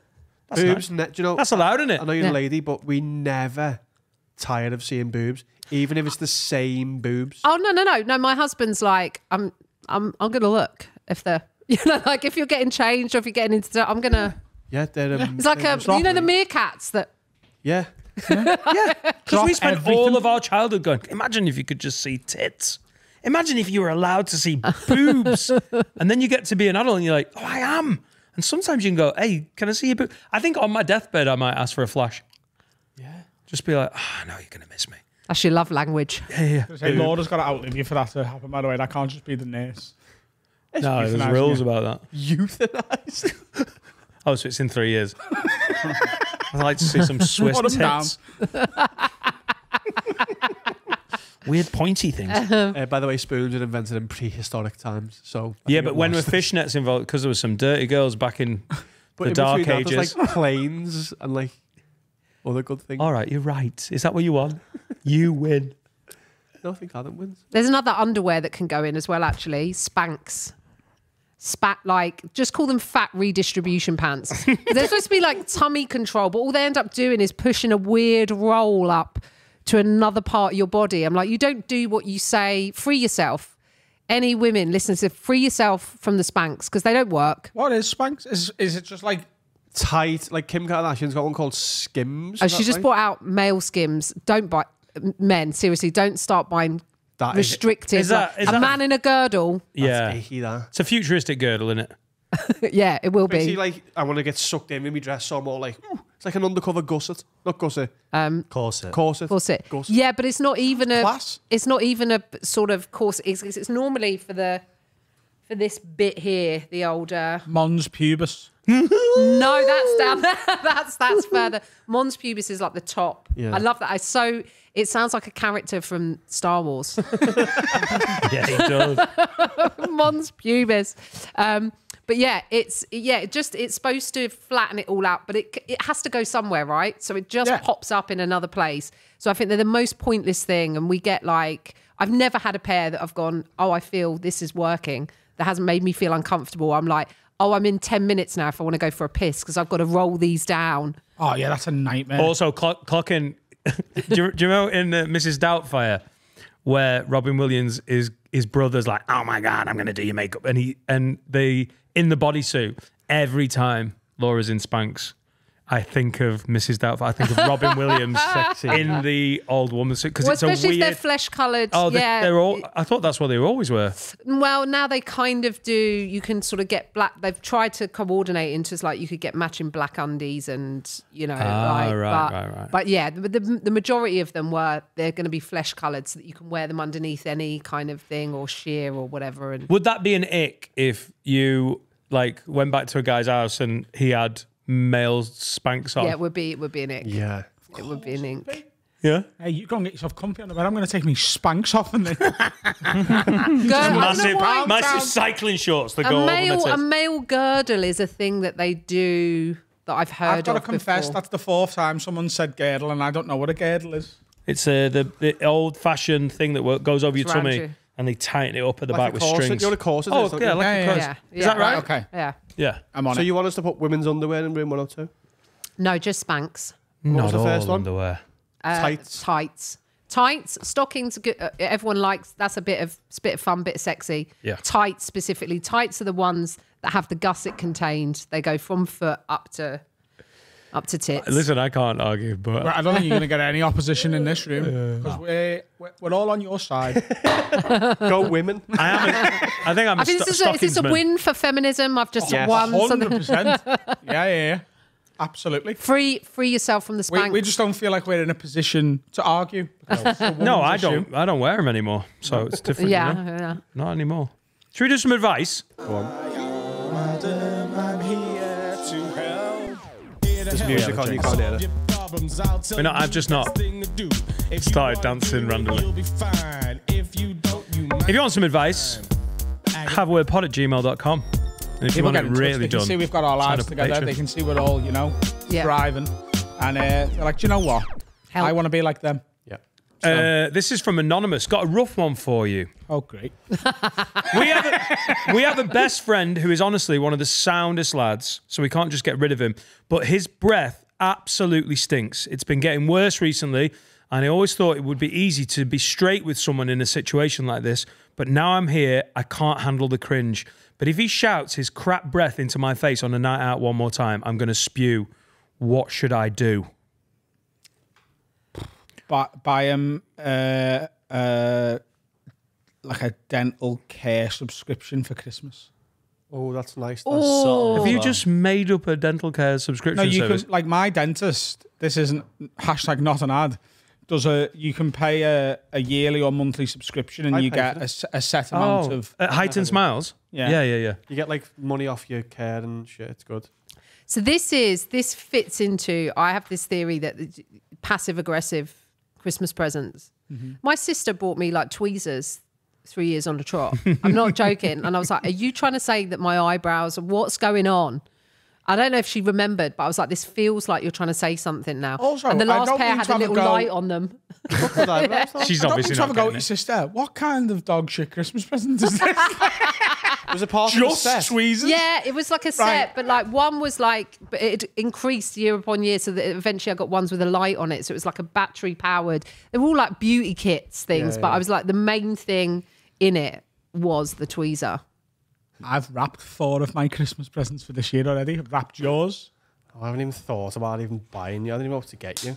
Oh, I'm so glad we don't do company Christmas like we used to. It was getting out of hand, that. My favourite passive-aggressive gift, my nan, before she passed away, bought my mum a Think Yourself Thin book for her birthday. They were dead close. And she was just like, I think you could do with this. Saw this and thought of you. What did your mum say? Just kind of half laughed it off. Yeah. She couldn't say anything. Her mouth was full of cake. Started breathing. I got a minimizer bra from an ex-boyfriend's mum. What's that? Why would you want that? See how you're instantly confused because men hear that and they go, sounds like you're trying to make Like a sports bra? No, it's Spanx for your tits. Breast appears smaller. Why would you want that? Exactly. Like a sports bra that sucks you in? Yeah, it like makes your boobs appear smaller than what they are. So it's basically strap them down, you hoe. Like that was what I felt like when I got it. I was like, you've bought me a minimizer bra. Like, what am I supposed to do? That's like a pair of footy boots that slow you down. Yeah. Or like dick minimizing pants. Like, you know what, like... I've got loads of them. Well, Adam doesn't wear any, so, you know, you're already one up. Who buys people's bras for Christmas? That's wild. It is weird, isn't it, to get underwear from in-laws? I feel there's... Yeah, in-laws is mad. Offensive. Have you ever weird. said any undies? Mons pubis minimizers. Girls, No, get because your I mound away. I feel like I get it wrong. She knows how to look great, so I'll just let her do it. I'm like, wear that, and then it'll be, I don't know. Do you know Carl, when he answers questions about Serica, he gets it right so often, doesn't he? No wonder girls are like, oh my God, I want to be loved like fucking Carl loves Serica. No, she just looks beautiful. She knows what to do. So I just support her through that. Yeah. I do think men could have bras for their balls. As you get older, I'd love to see your bollocks. Dandy, they're out. No, but I've been told, like, they keep going. Like, they don't stop, like your ears and your nose. Yeah, but mine started high, so they're now just at a normal level. I had a really tight purse. Skin. When I was a young man, like a little fucking hairy walnut whip back in the day. And now do you dunk them in the toilet water? Now they're slapping Mine have around got my a knees. decent hang on them, but like, if it gets cold, they go up like the wheels on a plane. Yeah. Rhino sack. Good round of applause for all the Americans. Like, once we're in the air, mate. Woo. Like, have you ever seen old man's bollocks? Yeah, I haven't. every time I'm in a changing room of a gym, you know, when I'm asking to see him. Rich Hall's got a great story about being in a gym and an old man just like drying his nuts under the hand dryer. Really? Yeah. Like leg up, going for it. Like I'm all for, like, genuinely, I think if you get to that age, I not that I'm all for, like, I'm like happy about it, but like, I think if you're that age, if I get to like 80 odd and my balls are like tickling my ankles, I don't care that Rich Hall's there writing a stand-up routine. I need to try me bollocks, you know what I mean? Yeah. I think you'd get to that age and just flick be like... one over each shoulder. They do go low though, don't they? I don't know. They can go low, like fucking like a little Newton's cradle. Yeah. Gravity is a, you know, I've said this before, but I think women, because a friend of mine who worked in a hotel in Vegas was saying that men used to come down and complain about the toilet water height changing, and it was clear that Right. they'd been going there for years, and before their balls weren't touching the water, and now. And what I'm interested about there is that these men go to, well, it's not my aging body, it's something. There's a tear in the space-time continuum. The toilet water fairy's been in. She's topped that up, so that's what. And I wish women could be like that. I wish we could be as unaware of our aging bodies as men are. It's almost like a superpower. Yeah, just So, go like, to Marks not and give a Spencer's for a bra fitting and be like, listen, you've turned the gravity on too much. Because these girls... Yeah. It is a lot of that old age stuff is gravity, bra innit? fitting, though. All the girls are wearing bras that don't fit them. That's what I've been told. Oh, really? Yeah. And then they go, oh, that's the right I like size that you for me. added the "so I've been told" on that. That's my experience of working in the bra bit of Marks and Spencer's. Just advice-wise, I think we dealt with it with the smelly comedian. You just go an anonymous care package. You just booked them with Keith Carter and you let them know. If you are going to tell them, don't roar it to them in the middle of the club or the bar. Do an aside at home, like Yeah. Just do a little like, or when you're sat there, if it's just the two of you, because that's how I would do. But I would be like, do you want chewing gum? Your breath stinks. Yeah, like in a but kind of like Jokey.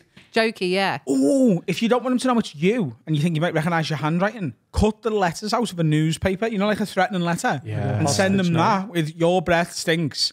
This is one of your closest friends. Don't want you to know which one of us it is because then we don't want to fall out. Sort your breath out. Go to the dentist. How many magazines is it? Or else. Newspapers for this, mate. This is getting like the plot of The Bodyguard. Yeah. Then we're going like... Bad breath is one of my big little, it's a worry. And I'm saying now, as I get older and I'm a dad and I feel dad breath is coming, genuinely, I'm giving you the right to go, hey, your breath honks. Just suck Murray mints. Thanks, mate. No, do you? I'm not, I know I'm old. I'm not Murray mint old. I'm just checking.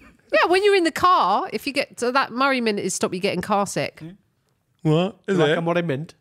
Fuck you. Didn't say Werther's original. We said Murray mint. He knows exactly what I it is. bought car sweets the other day and Sarek was like, oh, my dad used to do that and it made me feel a bit old. But then we bought them on tour and they were great. Remember the cherry ones? And we hid them and then found them again. It was one of the best ones. I like we the. In the Do tin. you like the assorted mints where you got like a heart, like a humbug, and then it gets chewy in the middle, and Murray mint. And also, I'm 1,000 years old now. Do you know, yesterday I had one of the best moments of my entire life where I decided not to go to the cinema. yeah. I was planning all night. I was like, I'm going to go and see Joker. I'm going to go and see Joker. I've heard it's got mixed reviews. Most people are saying it's shit, but a few people who I respect are going, this is incredible. And you just have to watch it for what it's trying to be, not for what it isn't. And I was like, do you know what? I'm interested to see which side I fall on. I bet you I'm on the it's shite side, but I'm interested to find out. And then as that time was like closing in, I was like, no. I'm getting in bed. And I got fish and chips from Andy's. I drove all the way to Lark Lane from I saw your car. I was going to ask. I mean, The joy of Did you remember to cancelling. tell the person that you were meeting at the cinema? Or was this a solo trip? Fuck! Yeah, fine. Yeah, I love to decide not to go somewhere. It's better than going. Yeah, You'd hate cancelling a plan. Oh, it's unbelievable. Sorry, Tiff, one sec. You'd hate Joker too. I'd hate it. Why? Yeah. I just know that you'd absolutely despise it. It's a way musical, isn't it? Yeah, It's got you won't musical like it. numbers. Go and watch it. You won't like it. Why won't I like it? Without spoilers. He thinks you're quite judgmental of shite. No, I think you either love something or hate it. There's no. Did you like it? I liked it. I didn't love it. I've heard some reviews that say it's the new Commitment. So I'm going now. Good enough. Have you? What did you think of the first one? I liked it. I like that. Have you seen King of Comedy? No. Okay, It's just that again. it is, isn't it? Yeah, I it is, mean, and I love. And I liked the first Joker. De Niro's but I was even like, playing the King, same King, thing. yeah, King of Comedy is Rupert Pupkin, is Robert De Niro, and Sandra Bernhardt. It's a phenomenal film. So I felt like it was a bit of an homage to that. Definitely so that was was. like interested to see where the next one. I haven't seen it Scorsese yet. was a producer, I think, on the first one right, because of that. Yeah. Because it owed so much to it. Right. Oh, Oh, okay. So he really? knowingly kind of. it's a remake without it being a remake. Well, it's like, what if that was a comic book film? All right. Kind of. One more, and then we'll get the fuck out of here. David Evans says, bit of a weird one, but do you guys have any advice how to deal with a horny missus? I know it could be way, I know it could be way worse, like if she rarely wanted the D, but I feel like she's on heat all the time, and if I ever say I'm not in the mood, she gets in a mood. What are you supposed to do here, lads? That's from David Evans. Buy some toys and get good at using them. I'd go to lovefunny.co.uk and use code word. AFF-20. That's what I'd do. Yeah, just off the top of our heads, I think that's a great idea. What a life you're living, Dave. Must be nice. That is a, that is a first world problem. What? She wants too much sex? Yeah. Yeah. Yeah, but then if you don't want it and then she's unsatisfied, then it's a big problem. Because Totally. she might go elsewhere. So I think it's quite a big problem. Yeah. It's not like, oh, she wants the dick all the time. How bad's that? If you're not always in the mood for it, there is just stuff you can do to help. What? Toys. Yeah. Sabutio. You could Action man. face the wall while if she's embarrassed. What? Blair Witch, yeah? Go on, love. You have a Blair Witch wank.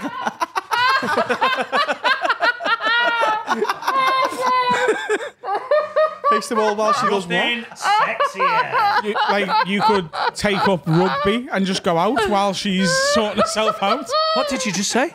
That's the best bit of advice ever. Oh my god! Did you just say take up rugby? A sport that you don't like or respect? Take up rugby. Well, don't like or respect him either. Don't fuck his missus. No. Why would you not just leave the room? That was such a horrific. Facing the wall while she knocks one out in the corner. Just over him making a bit of bean casserole, love. You just. So shit. In my head, leaving the room isn't an option. Someone just farted. In my head, him leaving the room isn't an option. I'm imagining they're in a studio flat. Right? Why? What? Oh, sorry. There was subtext. Hello. We live in a studio flat. But like, otherwise, why is he not just going to play FIFA and letting his missus have a wank? Because she wants Because dick. she wants sex. It's not the same, I can different, assure you. Maybe if she wants intimacy, then like what you're saying, I think invite him to bring Yeah.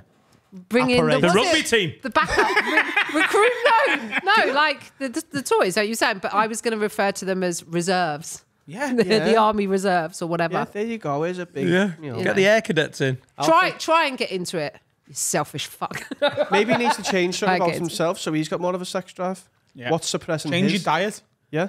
Oh God, are you sponsored by Blue Chew as well? Or is this where this is going now? Famously not. Oh really? Oh, okay. Don't need it. Carl's just virile. Just ring Carl. He'll come around and sort you out. I won't. Sort him out. Carl will play rugby with you. Face the wall. Carl will son. play rugby with you. The Spanish height in 15. I feel robbed. Sound like a terrorist group. That is now going to be my image on the train home today. It's just going to be a black and white film of Dan facing the wall. I can send you one of them, actually. Unspeakable things go on the other side of the. Oh, God. Tiff, before we go, I believe you've got a special coming up soon. And anything else you want to plug, including your socials, just reel them off. Go for it. Yes. So I'm on Instagram at Tiff Stevenson Comic. Do follow me there because I have no idea how the algorithm works. I'm basically now a slave to this thing that's like a needy child that constantly wants feeding. So follow me there. But I'm doing Nottingham Comedy Festival. I think that's November the 3rd. Class. I'm doing the Comedy Store, which is next year, March 8th. I've got a few tour dates up and around the place. I think I'm in Brighton in March next year. I'm December at the Monkey Barrel. I think we're recording that. We're recording the show. And I have got the special. So I'm waiting for the release date, but that'll be coming. So if you go to my Instagram, If you that's follow probably the Tiff on easiest. socials, you will not be able to miss it. And she's Yeah. a class comedian. Go and watch her stuff. Oh, thanks, guys. I will have news in the next week or two about my special. It will be coming out in the next couple of months. That's all I can say for now. And that's it. Finn, Hello. any of your friends want to do a little song? Is it not your song? No? Have we done that? No, is it done? Yeah, it was last week. But you just say it again. Well, thanks for the response to my tune. It's been great. There's been some lovely comments. Thank you very much. It's stroked my ego a little bit. Last plug for my gig. It's Saturday, the 26th of October, Jacaranda Baltic. Very special guest guitarist dropping in for a song. It's me. Well, It is Adam. it was a very special guest. It's Adam. No, he's not special anymore. It is me, though. I know. Yeah. I've seen you play. You're He's quite had good. 6 weeks. He's learned. This week, we've got my good mate, Caden Nolan, his new single, Prove Me Wrong. We've played him a few times. It's like a funk rock. It's good. It's really good. Oh, if we're plugging music, can I plug my stepson's band? Send them in and we'll put them on another episode. They're 17. They're so good. They're called April Most Likely, and they've got a couple streaming stuff, and they're really We'll great. get them on. We'll put them on next week. Yeah. Tiff, we'll actually play the track at the end. Oh, of the amazing, episode next week. amazing. So yeah, For now, Caden it's Nolan. Caelan Nolan with his Nolan song, sisters. Prove Me Wrong. Indie rock. It's a Is he banger. doing it as a DJ now? Yeah. Baffles you.